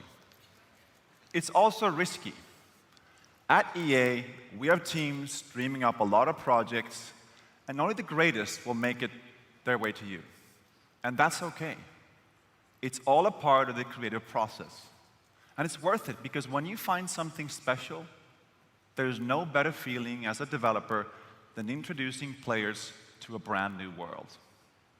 And as a player, there's no better feeling than losing yourself in a completely new experience. Our developers at BioWare have been creating something truly special. A huge open world that is lush, savage, mysterious, and ever-changing. Filled with interesting characters and new types of gameplay you'll enjoy with your friends for years to come. This is what's possible when we take an extraordinary vision and combine it with the latest technologies and hardware. Amazing concepts become possible. Great ideas become reality. So here we are, and we are so excited to share this with all of you. On behalf of the team at BioWare, let's see what this game looks like running on an Xbox One X. Here's John Warner from BioWare to show you Anthem.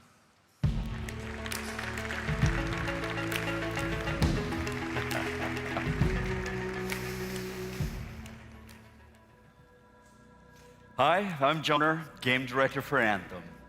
Here is the world premiere of Anthem's gameplay. Hey!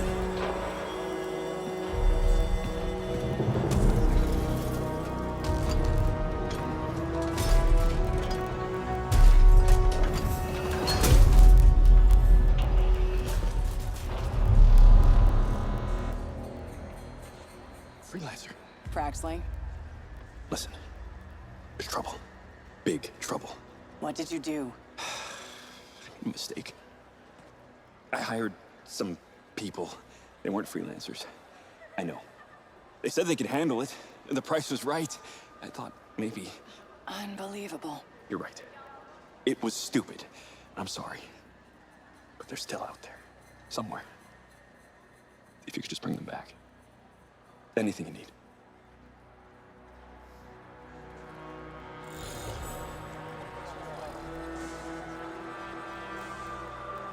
In the world of Anthem, you and your friends are freelancers, the heroes who leave the safety of the walls of Fort Tarsus to explore the unknown and protect humanity.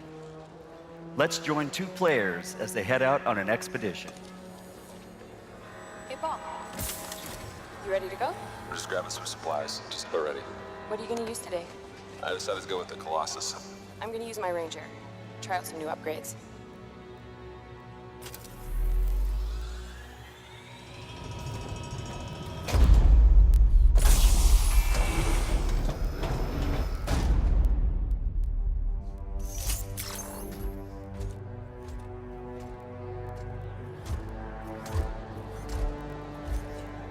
Every player will own an array of exosuits we call Javelins.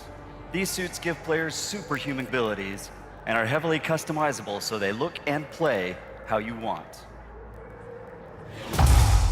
Bam. Looking good. Nice. You've got a mortar equipped. Yeah, I got it on the weekend. You lead the way, I'll follow.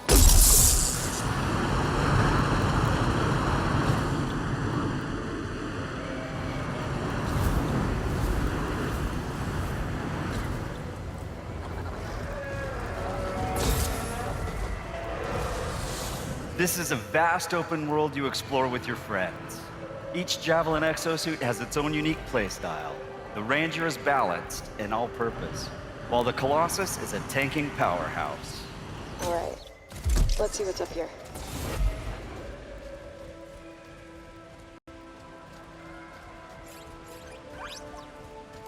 The world of Anthem is hostile, and threats can come from any direction.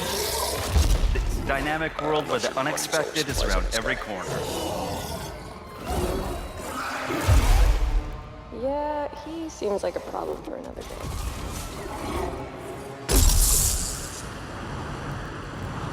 We're getting some fire from up ahead. I'll go low. You flank.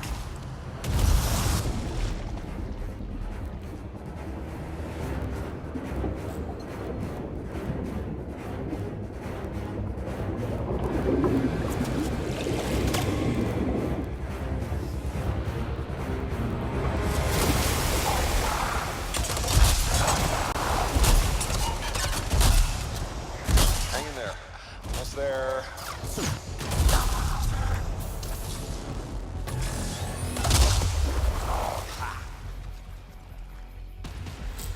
Have you been in there yet? I haven't. Oh, we should do that later with Kim. Yeah, you could use the XP. Hello, treasure.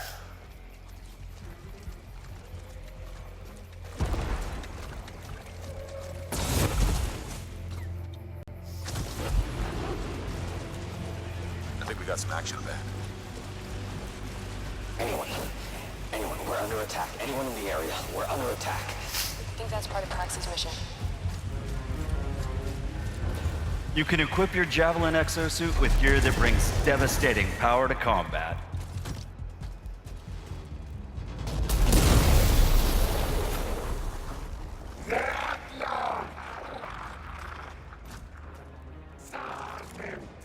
Oh, there are a lot of scars down there.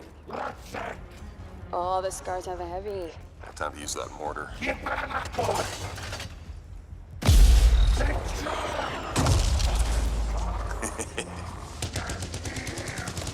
me some covering fire. There's a bunch more coming in. Okay, I'll get this round.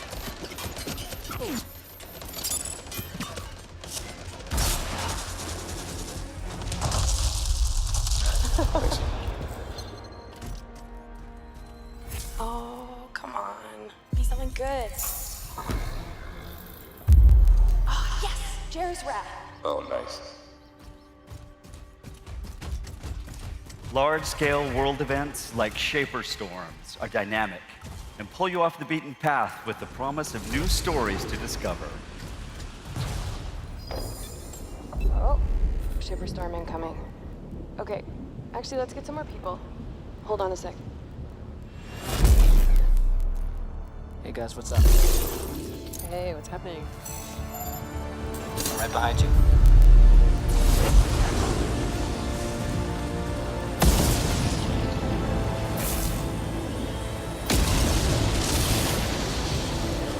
Whoa.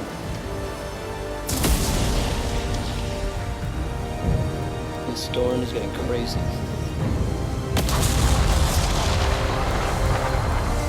So what are we supposed to do? Fly into it? All right, let's do this. See you on the other side. Our story is out there.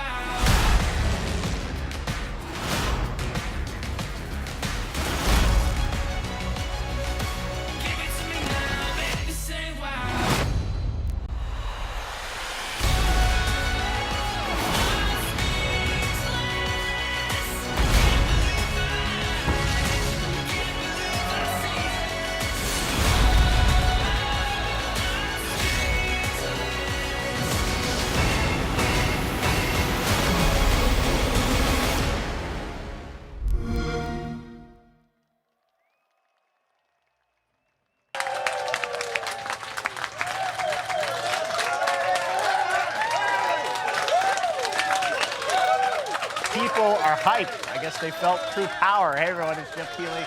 We are back here on YouTube Live at E3, and I'm joined by Bernie Burns, Michelle Morrow, Angry Joe, and Hello, Andrew everybody. Renee. That was the And as I live and breathe, what a conference that was. As we live and breathe, ladies and gentlemen. All right, time to kind of get into Ooh, what's my going goodness. on. A lot of ground to cover. A lot of ground to cover. Whew. All right. All right. This is why I love E3. Let me just say. Conference as a whole? I'm not as impressed as you may be. I feel I might be yeah. even less impressed than you are. And I'll get into why. All right. Well, as we go on. Overall thoughts of the conference. Overall thoughts on the conference. You want me to rate it or just overall thoughts of the conference? Overall thoughts will rate the end. Okay. So I'm going to get into it now then. Every exclusive that they offered is an indie title. Not a AAA developer, not a big house. Except for Crackdown, which is a first party. So one first party title, everything else is indie exclusives.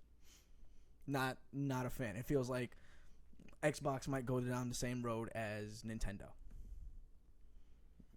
Very, very supportive of the indies, and I understand and I appreciate kind of like what I saw with the indie titles, but I really wanted AAA support behind Scorpio, and Bethesda really made it seem like Xbox was on the right path and they were going to get full throttle AAA support.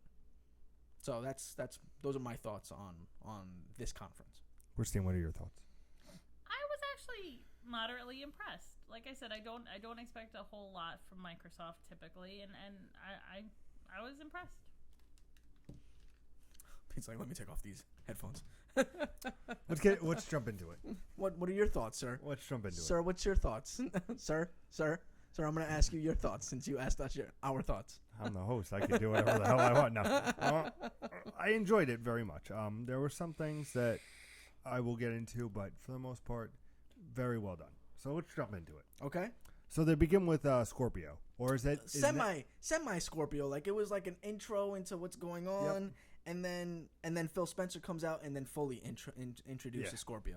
So it was kind of more like a demonstration, like a graphical representation of what it is that Scorpio might do. Then Phil Spencer comes out and says, "We're proud to introduce a new member to the Xbox family, Xbox One X." Yep, you got that right. X gonna give it to you. Now, what's your thought on the name? Wii U. Yes, That's my thought on the yes. name. Wii U is my thought on the name. Now we understand that Xbox is not doing a new console generation. They're just doing They're treating it as. Yeah, they're not doing a spoilers. They're not doing a new console generation, but they're just trying to expand on the family of Xbox One. So you got the Xbox One, you got the Xbox One S, which has that HDR upgradability and fake 4K or whatever it is, and then you've got Xbox One X, which has 6 teraflops, 12 gigabytes DDR5 RAM, and 362 gigabytes per second bandwidth, memory bandwidth. Not bad, right? Clearly the most powerful console out there, but that's going to change in 6 months. You know, whether or not this isn't necessarily on par with PCs as much as anything else might be. So I was really expecting something a bit higher ranking than what they offered. But okay, in terms of consoles, like you didn't really have to reach for a bar. That's fine. But still, Xbox One X, it sounds very much like Wii U to me. Okay. What are your thoughts?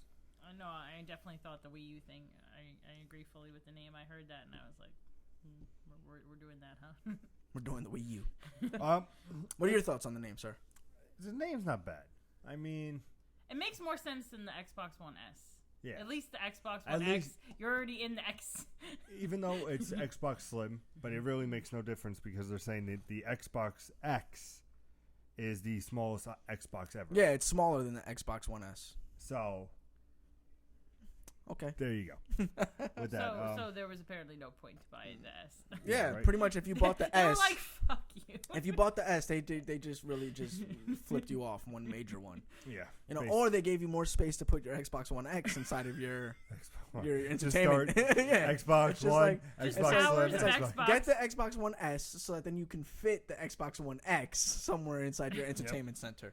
It is compatible with liquid cooling vapor chambers, which is the first time in a console. That's nice. Which is a very cool thing. Faster load times, such and such. November 7th. November 7th. Which gets with my original prediction. Yeah, which is 2017 which holiday is- season. Yeah. Which makes sense. And plus, it launches with Crackdown. But we'll get into that. Mhm. But I was Oh, right. he's already starting the Hashtag I was right. Everybody knew that was a Crackdown was a launch title. Yeah, but I said in the predictions. But everybody already I knew said that. in the predictions. So let's jump into the next thing. This is what it wasn't getting tired of, but it was Xbox exclusive. I was like, I hear this all the time. Like, they're always like, exclusive, exclusive, exclusive. I was like, cool. Okay, we get it. We get it, guys. You know, I did like, though, at the bar at the little corner where it's like enhanced by Xbox X1, you know? Yeah. So I was like, okay, that's cool. 1X, sir. 1X. It's a 1X. So we see Forza Motorsport 7. Not a surprise.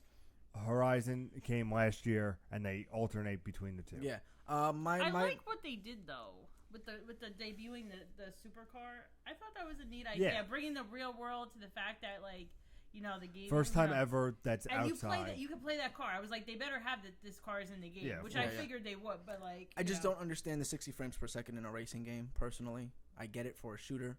Don't understand it much for a racing game. Look beautiful though. It did look good. I mean, even with what we were suffering through in the beginning over Yeah. here on my screen, Mm. it did look good. It did. Apologies, ladies and gentlemen, for the choppiness. But of I that think video. we I think got we it worked it out a little bit better. October 3rd, 2017 is the Mhm. release date. Not surprising. What you'll see from the reactions of us, each month has a big title for them coming out. Pretty much. Similar to what they did last year, which makes me think now Tomb Raider is going to be at Sony's stage. I was just gonna say that to you. Do you think Sony Sony will have Tomb Raider. Well, Square Enix did have a little presentation, which was Life is Strange, which I know that you're absolutely. We'll get into. Don't worry, fans. We'll get into that because I'm going to be talking about that. Life is Strange. 42 games, 22 exclusive for Xbox. Yeah. But of course, like you said, more on the indie side, which is not a bad thing. But at least, Nick, you have to understand, indies are coming up very fast, and they are a big thing. They are a big thing, but nobody is lining up to purchase $9.5 million worth of indies. Everybody's looking for big titles, right? We appreciate the indies. I appreciate the indies. There's been plenty of times where you showed me Valiant Hearts, and I'm all for it. You know, Friday the 13th just dropped. It was a very good game. Black versus White, Bushido, very good game. Or Black He loves and that. White. He fucking loves You know, that it's game. these are all good games. I'm not knocking indies. I'm just saying you don't come to E3 with 22 indie exclusives and claim that there are 22 titles that are exclusive. You're misrepresenting what it is that you're doing. You know, oh, we've got 42 games lined up for the show, 22 exclusives. No, you've got like 3 exclusives. You got Crackdown, you've got Sea of Thieves, and Cuphead. But that's still that's an indie. That's why he keeps me around. But Cuphead is still an indie. So, I mean, those are all, like, you really got one exclusive. The rest are indie titles. Yeah, absolutely. So we go into the first world premiere of Metro Exodus. Not Metroid. I'm getting my hopes up for Tuesday. 2018. Not bad looking. I was never a big Metro fan. But It was all right. It was a first-person shooter yeah. that was kind of like out of the ordinary in a lot of ways. Mhm. Survival horror first-person shooter, so it wasn't too bad. But again, roots are indie. The only thing I could think of is that this is a first-party title because Microsoft may have absorbed the developer. I'm not entirely sure what the truth is to that, but he was very much talking about how this developer, you know, revolutionized the way that we do a particular game, and Xbox has been working very closely with them to get this game on board. So Metro Exodus might be considered a first party if they absorbed the developer. I'm not entirely sure about the stats of that. If not, they're probably going to absorb the developer shortly, which turns that into a first party. Absolutely. So I know you're very excited to talk about the next game, so I'm going to let you lead the charge. Assassin's Creed Origins, which we already knew was in existence in Egypt. We all knew about that. Yes, that was my first, like, you could see it on my face. I was like, I don't even want to hear Nick's thoughts because I know he's going to shit all over my excitement, but it's okay.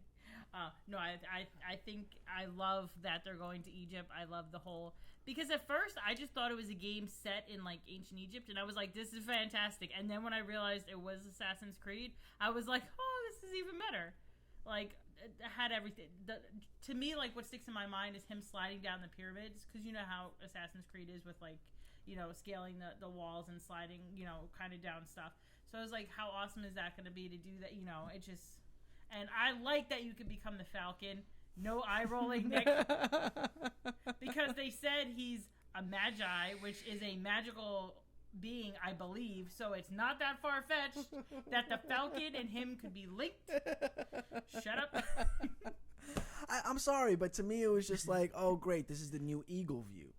This is how they're doing it. It's not the Eagle view that we know, right? Which is okay, fine. We're not doing that tower scaling shit that Ubisoft is famous for. Instead, we're doing this Eagle view where we get to identify stuff through the sight of an eagle. Okay, but how are you seeing through the eyes of an eagle, and can your brain even interpret that information? To me, it's just like a whole bunch of logistics that just it just hurts my brain when I think about like, can you zoom in with your brain on the eagle's eyes? And it's just, and the other part of it was the end with the bow and arrow.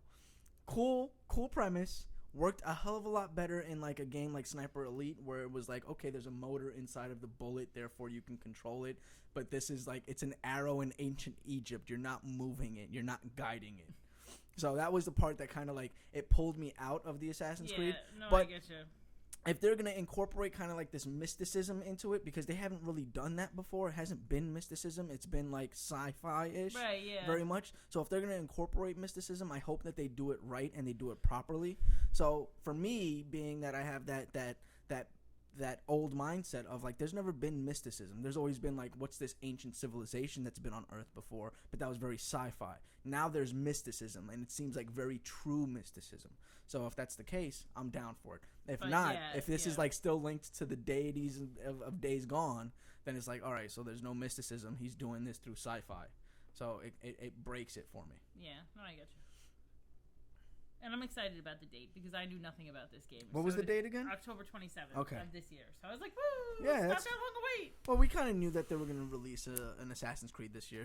They said last year they weren't going to do it. They were going to release one this year. Little afraid about the mechanics. It does look very similar. Looks the same. So we'll see if it's still a broken game in terms of that respect. Pete, you seem anxious to talk. October 27th, Assassin's Creed Origins coming out. And I love the bow and arrow, because, you know.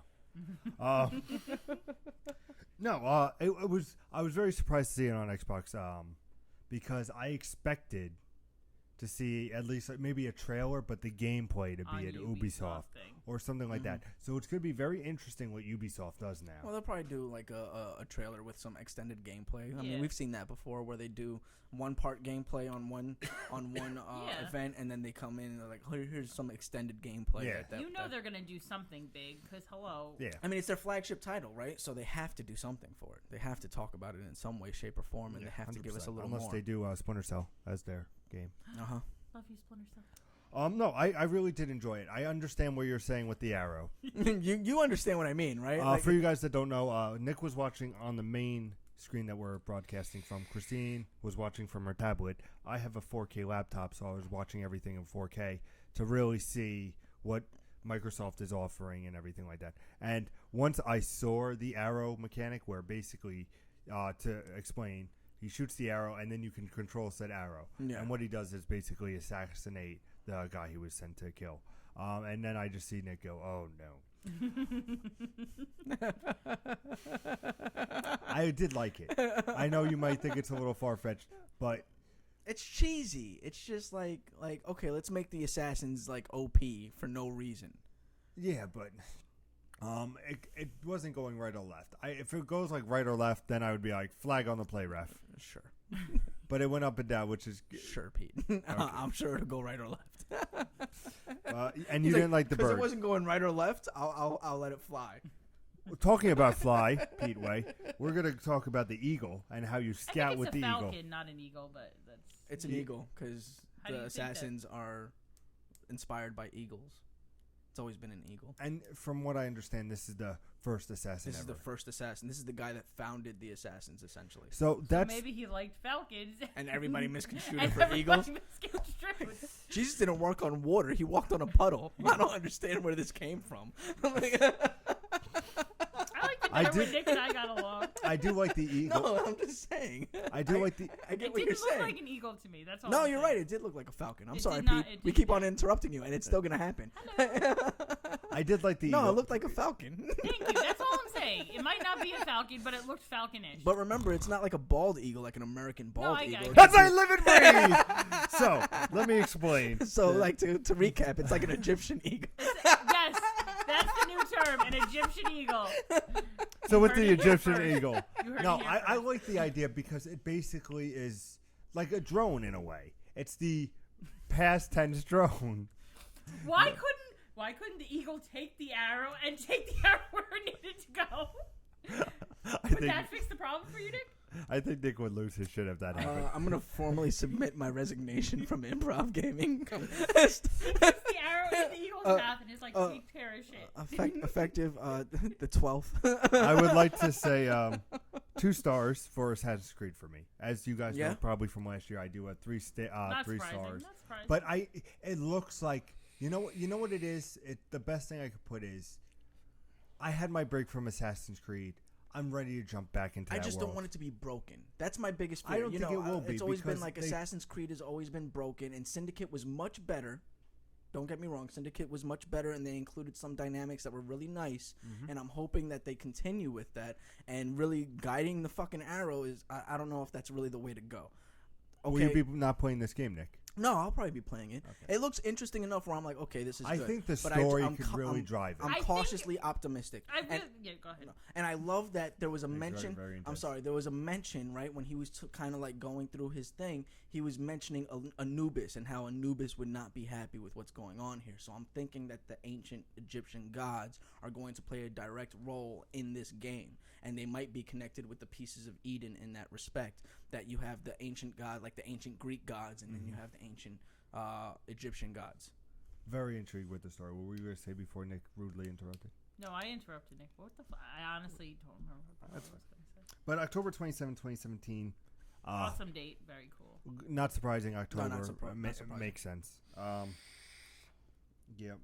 Moving on. Battlegrounds. Exclusive for Xbox One demo we saw late 2017. You both Indie said title this again. is a big thing.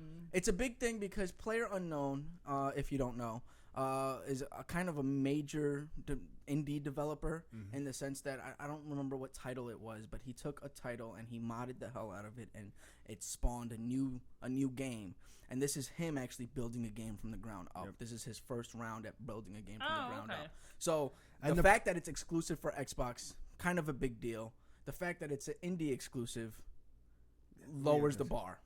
No, for this me. game, the very cool thing about this game, and I don't know how much Nick's knowledge is on it, is basically there's 100 people on the map, which is going to make servers fucking insane for Xbox, by the way.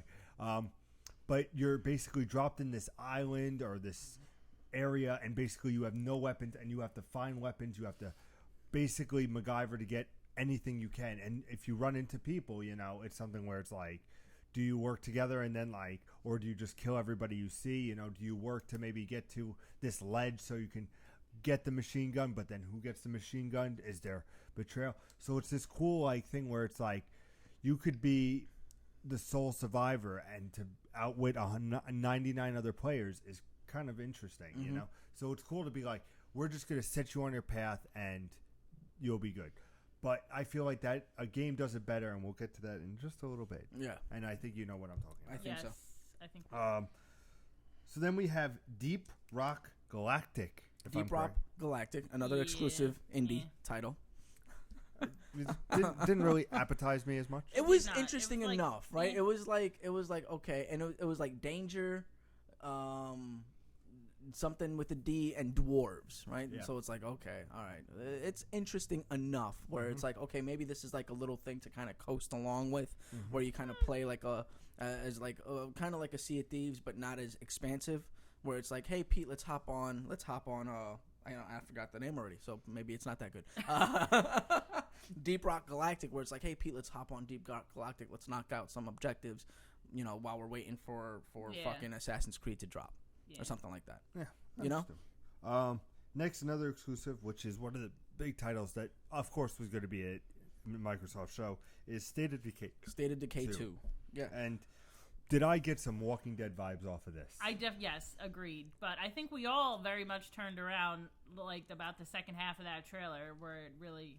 Well, like the last 10% of it, Well, where the woman takes over the narrative because the guy got killed. So now your character, it's very much Rainbow Six-ish, right? Your character dies. Now you're playing as this other character. So they really painted that kind of a picture. And the survival aspect where you're building a community and you're building a town, very Fallout 3, and who you pick up, very much Metro, or not Metro, I'm sorry, Battlegrounds. Like, are you going to pick this person up or are you going to let them die? If they get bitten by a zombie, are you going to cure them or are you going to save them? Even if you have only one. Like, what are the decisions? So it's very in-depth. In terms of that respect, and it's much more. I feel like the consequences could be much more than Walking Dead's Telltale stuff has been. Yeah, 100%. I mean, if you have a group of say 4 people and one guy is just not pulling his weight and he gets bit, you if you get a leader position and you guys vote and be like, do we really want to save this guy? Like, if one of the 3 better,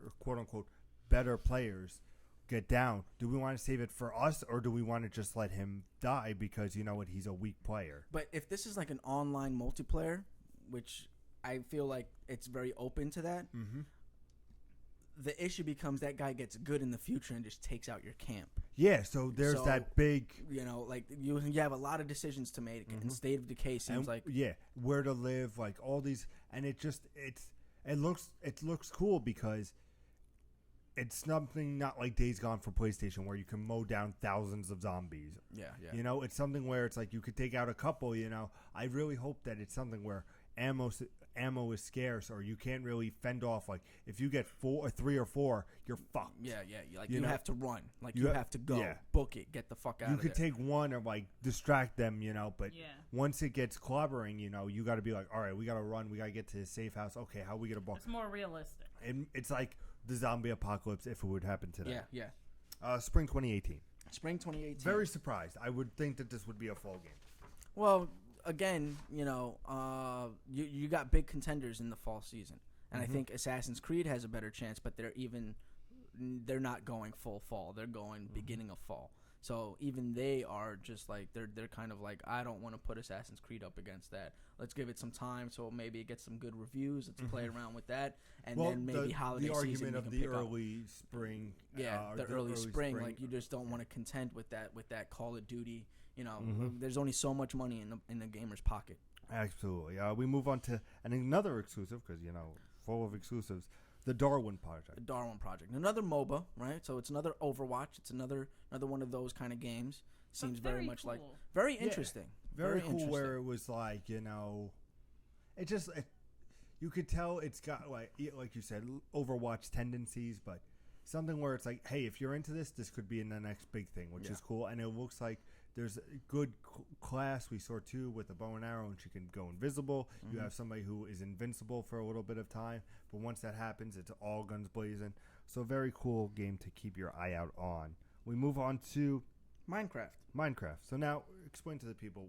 So now we're getting this connected between consoles. It seems like every aspect of Minecraft will be interchangeable. You'll be able to play on. You'll be able to play with your Xbox friends. You'll be able to play with your PC friends. You'll be able to play with your Nintendo Switch friends or your tablet friends. Anybody playing on tablets. So it's kind of cool where it's doing that. I'm wondering how they're going to pull that off. Like if you're playing with like an Xbox One X, he might be the server because he has the bigger map. So he'll be able to host everybody, and then you can explore his map in that kind of regard. Not sure how they're going to pull it off. One thing that I have a question, if they're going to expand it where you can play on with anybody, are you going to be able to create, let's say, on the Nintendo Switch and then bring it over to the PlayStation 4? Are you going to be able to create on the PlayStation 4, bring it over to the Switch, bring it over, Xbox? Are they going to have, because they're talking about one of the biggest parts, there was like massive server farms that they're building. So I feel like that's a big undertaking, but yeah, but if it's Microsoft done can do right, it. they could do it. Yeah. Yeah. So the question is whether or not these places are now going to be on their servers, and you're just patching into them now. Now you're connecting to those servers, which makes it very difficult to play on the Switch if you're on the go. We move into also fall 2017 4K. 4K texture packs, which make like who cares? To me, 4K texture packs, it's just, they're blocks, bro. It's blocks. It's all blocks. Duper. It's They're all super blocks. The duper super duper texture pack. It's all blocks. We move on to Well, my note right after this Yes. was Phil Spencer doesn't seem as excited as he was previously. Seems like a beaten man. And I don't know why, but he just doesn't seem as excited and as energetic as he always has. It always just this time around it just seemed like he was just reading the script. He wasn't going through the motions. Yeah, just going through the motions. It didn't. This is my own personal feeling from what he was saying. It didn't feel like he was as excited as he was last year or the year before. And so that's a little note that I just kind of. Well, I'll get into that because I saw something similar to that. He then goes into saying, hey, remember all these games we've talked about, you can pre-order today on the Xbox Store. Mhm. So a lot of love for the Xbox Store, you know? Yeah, yeah. Not saying, oh, you can get it retail, but hey, if you get it through our store, you know, good stuff happens. Then we have Dragon Ball Fighter Z. Dragon Ball Fighter Z looks very good. Looks like the anime. Looks exactly like the anime, which is great. I love it. I don't know if you know this, Pete, but anime is from Japan. No. Animators for anime have been having a very So it's hard not from time. Japan? Shut up. Anime animators have been having a very hard time trying to get this 3D to look right inside of their scenes. So I've recently been watching a couple of animes on Netflix, and it seems like they finally got there. And it blew me away that they were able to pull it off with Xbox Z now. It's like, okay, this was exactly the perfect time because animators seem to understand how to animate a 3D scene so it looks just like the anime. So it's a perfect example. It's actually, I think that they're pulling it off. There was a lot of scenes where it was like, holy shit, that looks just like the anime. Mhm. There was still some that was like, okay, I could tell that's 3D. But still, for the most part, yeah. early 2018. Early 2018. Then we get into early 2018 again, Black Desert. Black Desert. Now, you and Christine had made mention of your star system. So for this one, because I want to kind of ruin Drink your the whole Kool-Aid. your whole system, I put down 2 stars for this one. Mhm. The reason being, looked very interesting, and it's an MMORPG on a Xbox, on a console. So a lot of promise there if they can pull it off the right way. So I'm excited for it because of that you get that Skyrim feeling. It's MMO, and plenty of people have tried it, right? Final Fantasy has tried it, Elder Scrolls has tried it, and none of it has worked. So if Microsoft can pull this off, then they're gonna be they're really gonna throw themselves into the next platform where it's like this is a true MMO on a console, and we pulled it off. Looks good. Mm-hmm. What are your thoughts? Anything? No, looks good. I was a fan. I give it a star. Exclusive, The Last Night. Now this is your thing. I wrote down on a note. Pete's thing. No, I said it was visually nice. I put down. Oh wait, no. I'm thinking of a different title. I I'm want to sorry. get more. No, that's the next I'm one. thinking of a I put different down. title. I need more. I'm not 100% committed to saying, oh, I'm interested in it, or oh, that looks like. Now I'm trying to remember what it was. The neon sign. Okay, yeah. Looks very cool. But I want more. Yeah, I want more, but it's a nice little teaser. No release date. Exactly. It was a nice little teaser. I'm kind of piqued my interest. Oh, sorry. It's fine. I think what's going to happen a lot is Xbox is also very big at Gamescom, which comes out soon. So I think a lot of things might, hey, this is a tease to show you what's coming for Gamescom. That's why I think maybe CFDs might get an actual release date, spoilers for what's ahead. You know, a lot of these games, like Dragon Ball, might get a, like, you know, here's a taste, you know, give them a couple months to be like, okay, this is, Dragon Ball's coming out in 4 months. This is the date. So yeah. I see maybe they're just teasing a little bit, or maybe I'm wrong. But what I'm not wrong about is the 2 stars I gave to Artful Escape. 2 stars, really? I knew that this was going to be Pete's title. When I was watching it, I was like, this is visually spectacular. It looks good, and it's got something different, right? He's playing guitar and doing using shit like it that. as platforming. Yeah, and using and it shit. as platforming. I was like, this is definitely like an inside kind of feel to it. It's got that kind of vibe to it. I was like, this is definitely Pete's And thing. he knows that I'll play it. Yeah. I loved when it was released. Did you see the release date? No, I didn't see the release Whenever it's goddamn ready. Is that what it said? Oh my god, that's great. All right. So very cool. That's Props also to why I them. probably got to start too. Props to Very cool. Very excited for that. It looks very. Definitely check that out if you did not. Then we have Project or Code Vein. Code Vein from Project Vein. It's a Bandai Namco collaboration. Coming out 2018. Coming out 2018. Did you see any other stuff besides that? No. Did you see like if it was exclusive or anything like that? No. I just saw the Xbox One enhanced. Yeah, Xbox One enhanced. So again, right? You've got Bandai Namco, right? A big developer. Not behind exclusive. Tekken 7, you know, which I just platinumed yesterday. Not an exclusive title. It's not a big deal. No, it's not because you're also undefeated in one match. In ranked matches on Tekken 7. It's not a big deal. It's really not. It's not a big deal.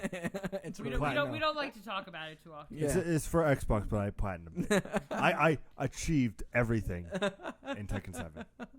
Thank you.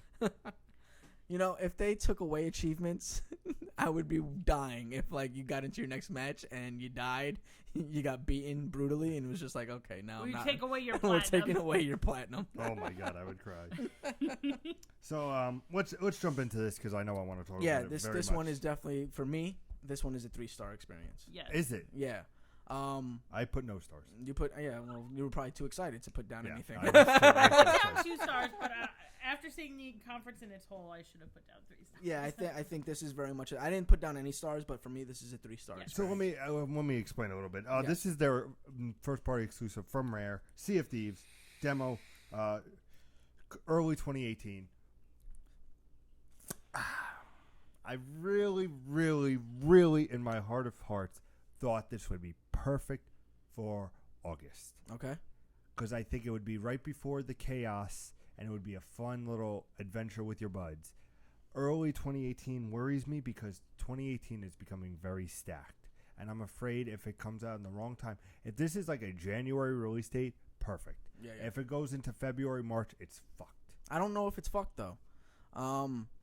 You have too many big games coming out. I feel very much like this could be a For Honor that actually survives that time period. In that you can go back to it. There's plenty of things that you can do as long as you have that team of friends that want to play Sea of Thieves in the between. Then I think this is very much a title that you can always go back to and kind of explore. Whereas For Honor wasn't that. It was very much just an online swordplay game, and it wasn't able to survive that spring release. Whereas Sea of Thieves, because of the nature of the game, right? You're pirates. You got underwater exploration. You've got combat with life underwater. You know, sharks and shit like that. You've got treasure hunting and the mysticism involved in it. You know, like cursed treasures and shit like that. That's also the other thing. It's you see like clues. It's like go to this part and go in, and then it's like, hey, have your buddies guard you while you go. And, you know, you're downstairs in the cabin looking, and then you see a cannonball shot, and you're like, what? You go up, and there's this thunderstorm going on with this big battle. And then what I like is, is where you can get into the cannonball yourself and shoot yourself over. Which I'm like, a little bit of a stretch, but then they took out a sword and started having a sword battle, and I was sold. Yeah, I mean, it's very interesting. Like boarding another ship isn't just limited to I got a rope and I can throw it. Now it's, you know, you can cannonball yourself. And you saw that when they were on the island exploring, that the guy cannonballed himself over. Yeah, exactly. And then he was there with the map saying, here's the clue. And he was looking at it. The cool part, he was looking at it, and then he turned it around and presented it to you so you could read it. Yeah, which is cool. Like little things like that I think are really going to make this game interesting. It also showed the map. I don't know if you guys noticed this. Yes. When they actually opened it, it actually showed like the islands that he explored and everything like that. So I thought that was a nice little thing to be like, okay, this is how it's going to look when you open the map and say, oh, there's Dead Man's chest here. Yeah, or there's this here. There's that here. Very interesting. I'm still very excited about this game. I really am. I'm excited about it. Like that really pushed me. Well, I was always kind of excited. I was like, oh, that seems like a fun game that we could play. When we first saw it last year, it didn't look as fine-tuned as it did this time around. So this time around, it seems very fine-tuned. I do hope that you can still have that other stuff that they showed last year where you're kind of like just drinking and hanging out. I And think last bullshitting. year was like, hey, look at the fun you can have. And this Yeah. is like, hey, This we is the talked about the adventure that you fun, could have. but this is the adventure. Looking for clues, searching for buried treasure, attacking ships. Yeah. You know, and not making it, it's like, oh, the boat's sinking the boat. It's actually like, no, this is what you can do. I thought it was very well done and how they explored it. Very, very happy about it. Then we get into a very interesting game. Now, I don't know if you know this, Nick. Tacoma. Mhm. Do you know where Tacoma comes from? Life is Strange. No, not Life is Strange. Nope. It's the other one. Gone Home. Yeah, Gone Home. This is their second bout. It is a situation where the story unfolds even if you're not around. So there's constantly story unfolding, and I believe you can rewind and go back if you want to, so that then you can see this part of the story. What do you mean? It's all there's somebody that boards a ship. The ship is called Tacoma, and they have an augmented reality suit on. So it's very much HoloLens in that sense, where you're looking at the environment around you, and you're exploring what happened on this starship Tacoma.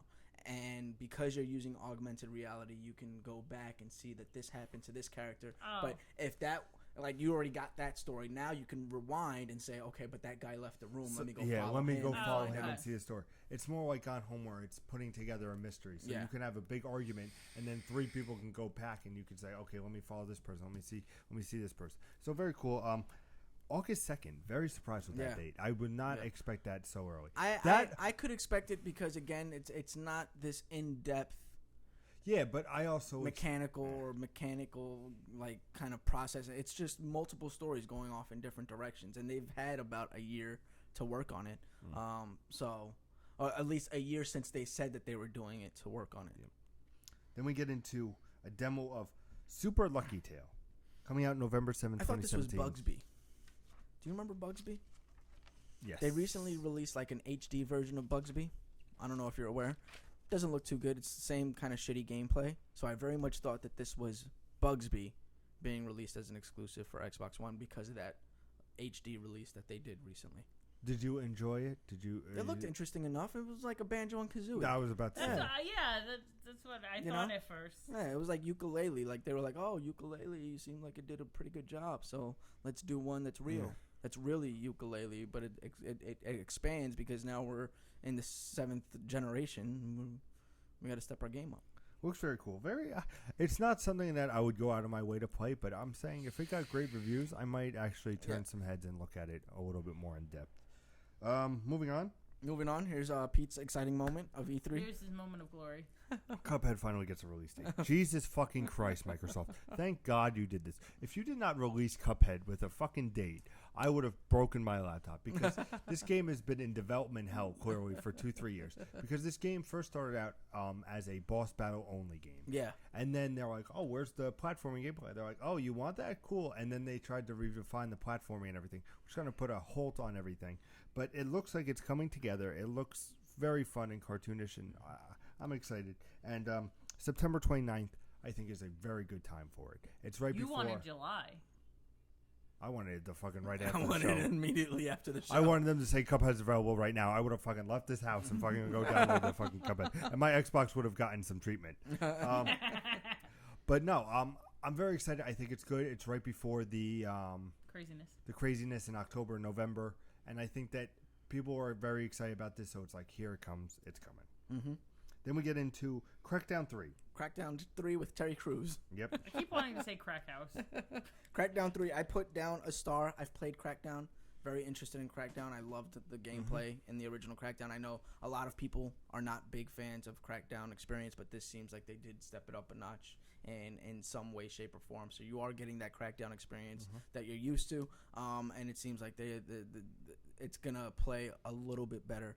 A lot of bit better, I should say, at this kind of stage in the game. And it's an exclusive. And It's a comes first party out on November 7th. It's a the first same party day as exclusive, the yeah. Scorpio, which we'll go over the rankings and see who. Everybody already knew that it was a Scorpio release, but that's okay. You can have the point. I'm just saying. I have a few easy points. You do. Then we go into the the indies, the porting, indies to 4K. They went through a whole thing. Fable Fortune was the one that really caught my eye, that I was very intrigued about. The others, Observer, and I was like, cool. Like I know you have to show some more stuff. You Hell know. Neighbor looked interesting. So yeah, like there were some gems in there if you actually look. So Yeah. very cool on that. Then we get into an exclusive indie. What is it? Asm, right? Ashen. What is Asm? I don't know. I saw Aroma at first. And I was like, "What the? Is that the game in the title?" Ashen. I put Aslin. Oh. I was hoping somebody got the title right. So what did you think of this? Which one was this one again? I gave it half a star. Which one was this one again?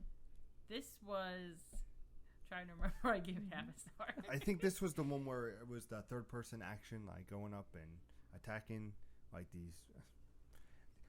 You guys watch a little ahead, so I was more excited for the next game. But let me look it up. Give me 1 second. Yeah, we kind of killed it with the Life is Strange. You probably weren't focused. Yeah, Ashen did look interesting.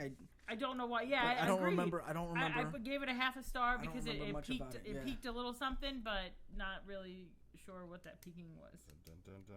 Lucky. These great. It's okay. He's gonna need like 10 minutes on Life is Strange anyway. I don't even care. They don't even care on this. Hey, I got the name right, so that's better than either of these two. So that's true. We're already ahead of the game. I think you're right though. I think it's that third person fucking.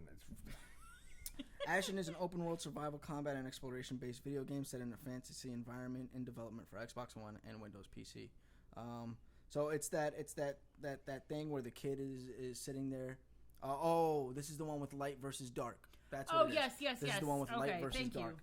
See, if you would have said that, that would have triggered me. So you know they're talking about exploring and they're combating against the dark, and you see and like this all little these creature kind of ghosts, jumps on like, there. Yeah. all these like kind of like darkened ghosts, kind of like going back and forth, and it's like it seems like it's a co-op survival game where like your buddy goes ahead and you see the ghost behind it. Hey, watch out! The ghost is behind you, or whatever it is. Sacrifice you so I may live.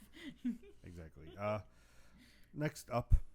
I think we could skip with this one. Yeah, I want to actually want to talk about War. Shadow of War because that's much more interesting than this one that's coming up. Life is Strange. Life is Strange. Before the Storm. Before the Storm. August 31st. August 31st. Episode 1 on August 31st of 3. Oh, he's got a thing. He's putting down the phone. Let me tell you guys something sweet nothings. The first Life is Strange was 5 episodes long. So my hope in this game, and I'm looking at you guys out there. Is that their longer episodes? Is there longer episodes. Okay. Like if they're like 3 or 4 hours, I don't need 5 episodes. You know, engage me with the story. So very excited. It does seem like there's a lot going on. Yeah, yes, of course. There's a lot going on. So there. they're sisters, Rachel and best friends. Best friends. Oh, best friends. Yeah, this is kind of how she meets her best friend from the game, Oh. and I believe in Life is Strange she passes away. In the original Life is Strange, Depending on how you play. Depending on how you play. Remember, you can play it right now free on PlayStation Plus for June. Yeah, that's true. So don't listen to what Nick says. Shameless plug. I don't want to spend too much time because I know I'm very excited for this game. How many stars? Yeah. Oh, you didn't give it any stars. I didn't get 2 stars. Very excited. I want to jump back into this world. I enjoyed the music. I have the soundtrack.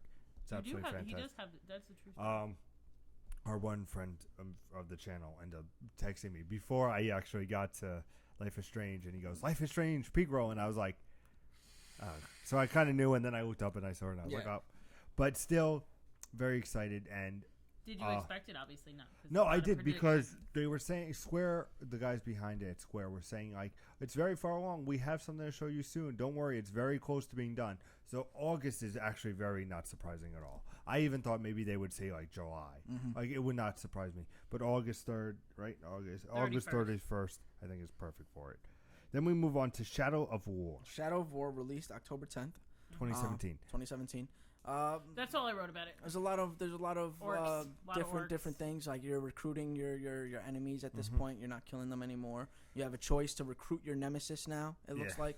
because there was a scene where the Nemesis knocked him off of his ass. He was like, "This is what you did to me. You destroyed me, made me half a man, and it was my brothers that put me back together, and now I'm here for you." And then there was a battle, and he was really getting his ass whooped, and then he just grabbed him and he converted him. Yeah. So you can actually take your Nemesis. It looks like the Nemesis system is still there, but you can convert him. Yeah, so it adds a little more to the Nemesis system and to the gameplay overall.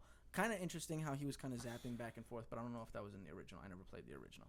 The original was bad. It was not my cup of tea. Yeah, I yeah. might give this one a chance. It looks like an interesting fighter, interesting hack and slasher. It's basically the Arkham like combat system, like you can parry and stuff. Yeah. In the Lord of the Rings lore, so very cool. I give it time. Mhm. Then we have an exclusive world premiere.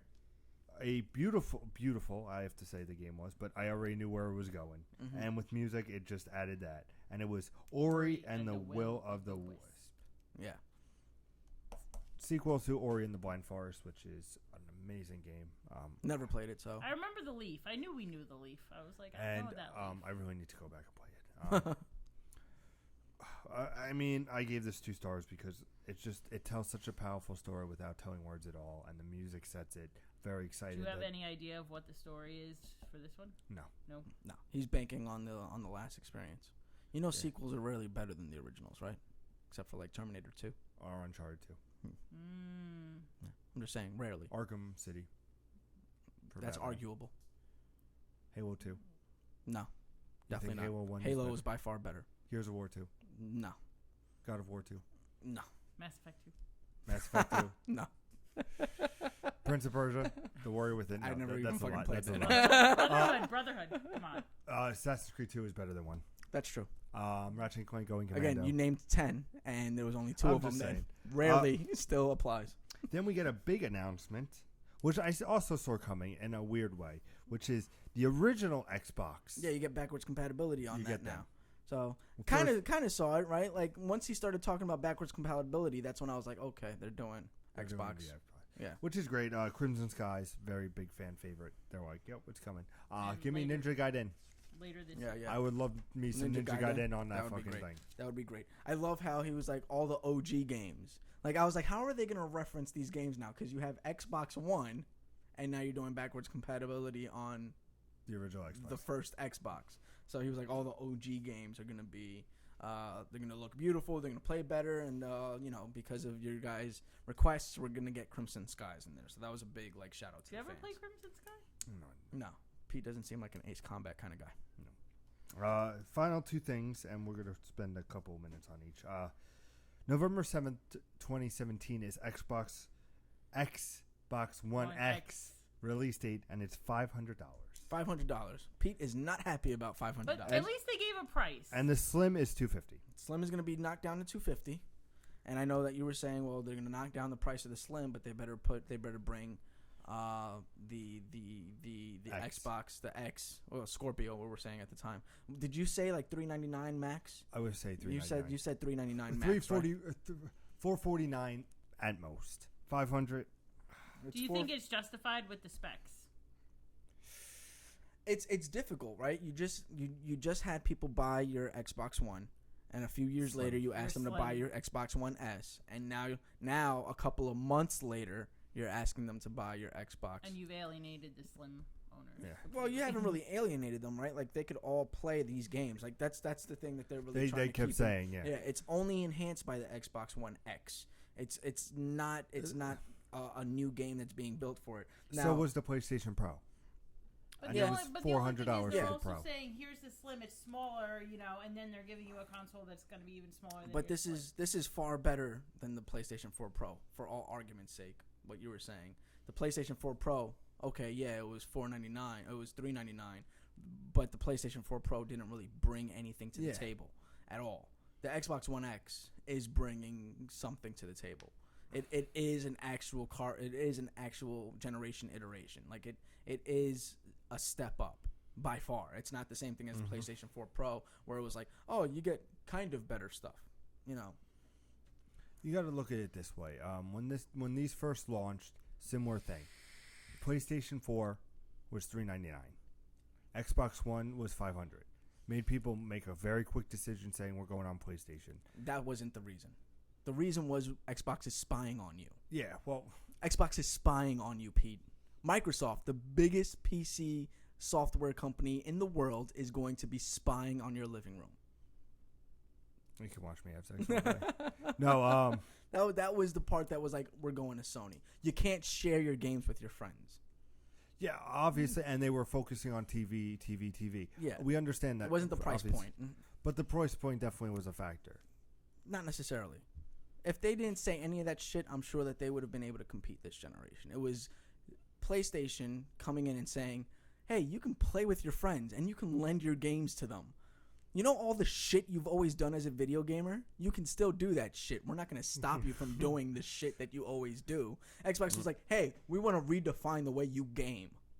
And all the gamers were like, calm down, bro. This is your third console. Relax. Calm the fuck down. It's going to be very interesting to see how the price is taken. Yeah, that's going to be the interesting part, right? Like if they decide that they're going to announce some kind of VR package, it's going to be very interesting to see how this all kind of comes together. I don't know how well this is going to work out. I would just like to point out that Nintendo Switch was mentioned on Microsoft stage. That's true. Nintendo Switch was mentioned on their stage. So Nintendo's coming back with vengeance now. Nintendo Switch was mentioned, but Phil Spencer always made it very clear that he was very happy with what the Switch was doing, and he was very much looking forward to working with Nintendo. Yeah. So he's made that very clear. And finally, well, you'll talk because you were very excited about this game. This game that Ubisoft is working on. We got a sneak EA. peek at EA. I don't know why I keep on doing that. That's why I'm here.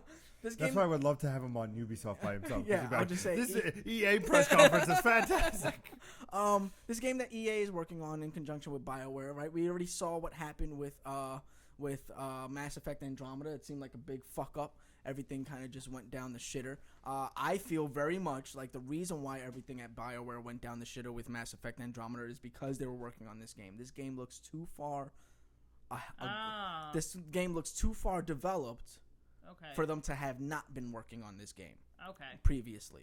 You know, conceptually, this game is far developed. Gameplay, I mean, that's what we saw was pretty much, it looked like gameplay. It didn't look like cutscene stuff. Yeah. You know, everything looked very much, this was a well-packaged display of what Anthem was, and it felt very much like, oh, now I get why Andromeda failed, because they were working on this. And this looks like what Destiny tried to be.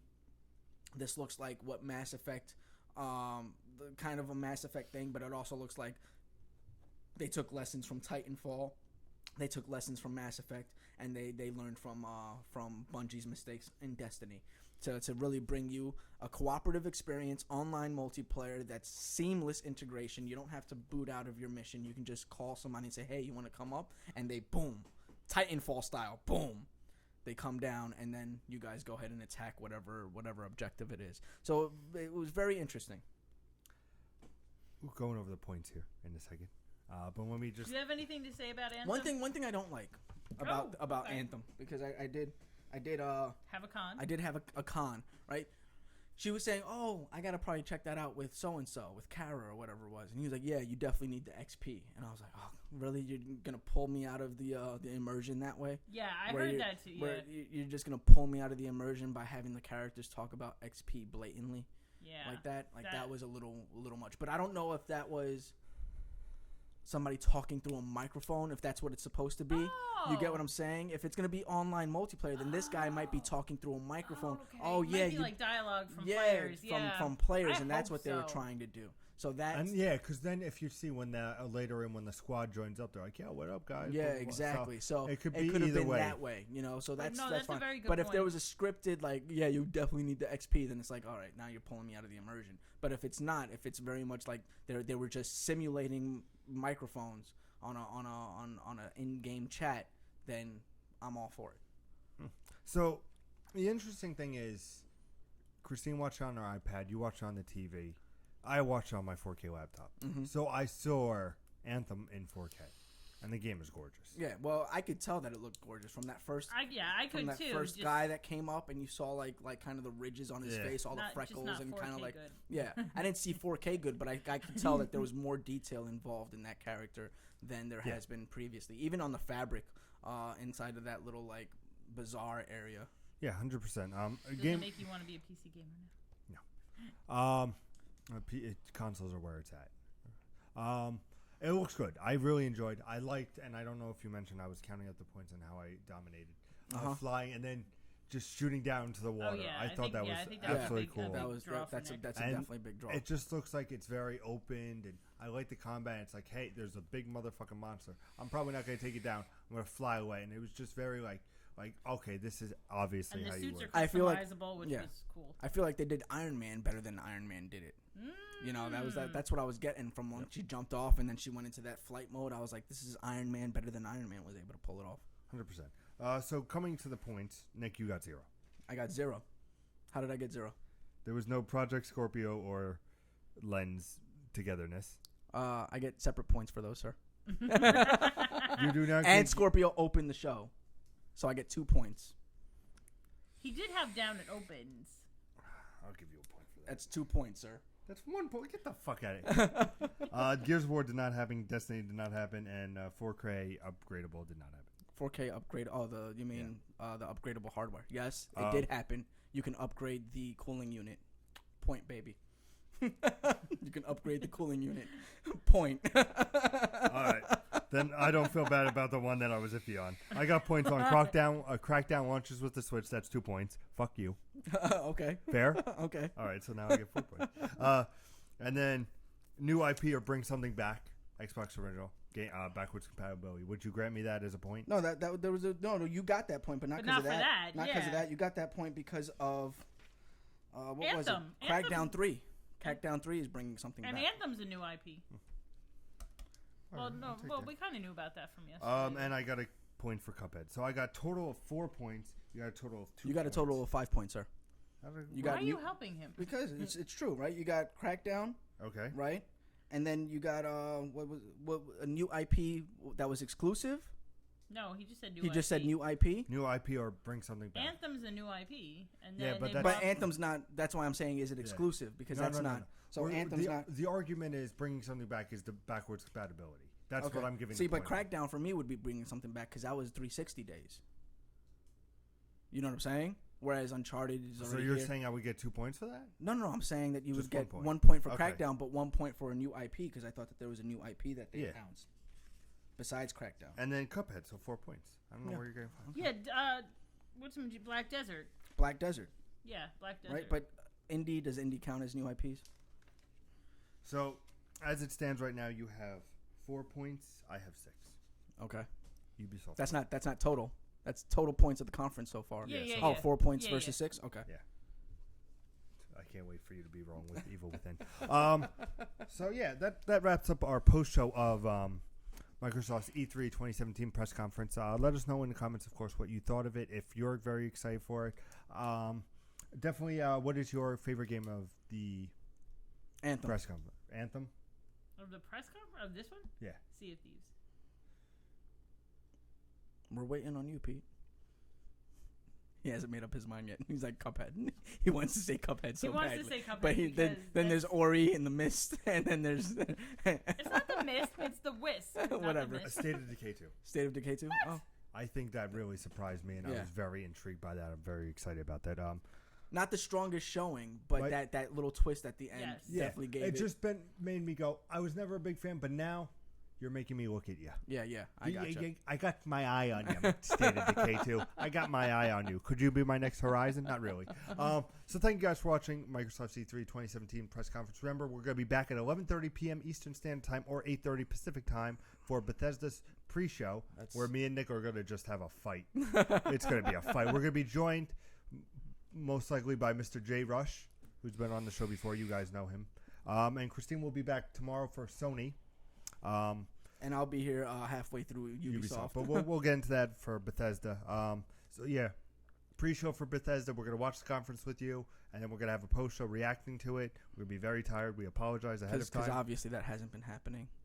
With what? Getting tired? No, haven't. It was sarcasm, Pete. Remember, you could always subscribe to keep up to date knowledge of Improv Gaming. Like the video, comment. We're here live every Sunday, 6 p.m. Eastern Standard Time for our live show, which is top news stories of the week, new releases, and of course, topic of the show. And then on Tuesdays and Thursdays, we bring you nice 10, 15-minute little chunks of gameplay, gameplay and/or topics, whatever we feel like doing for that. When was the last time Pete did gameplay? When was the last time? No, Pete's always doing gameplay.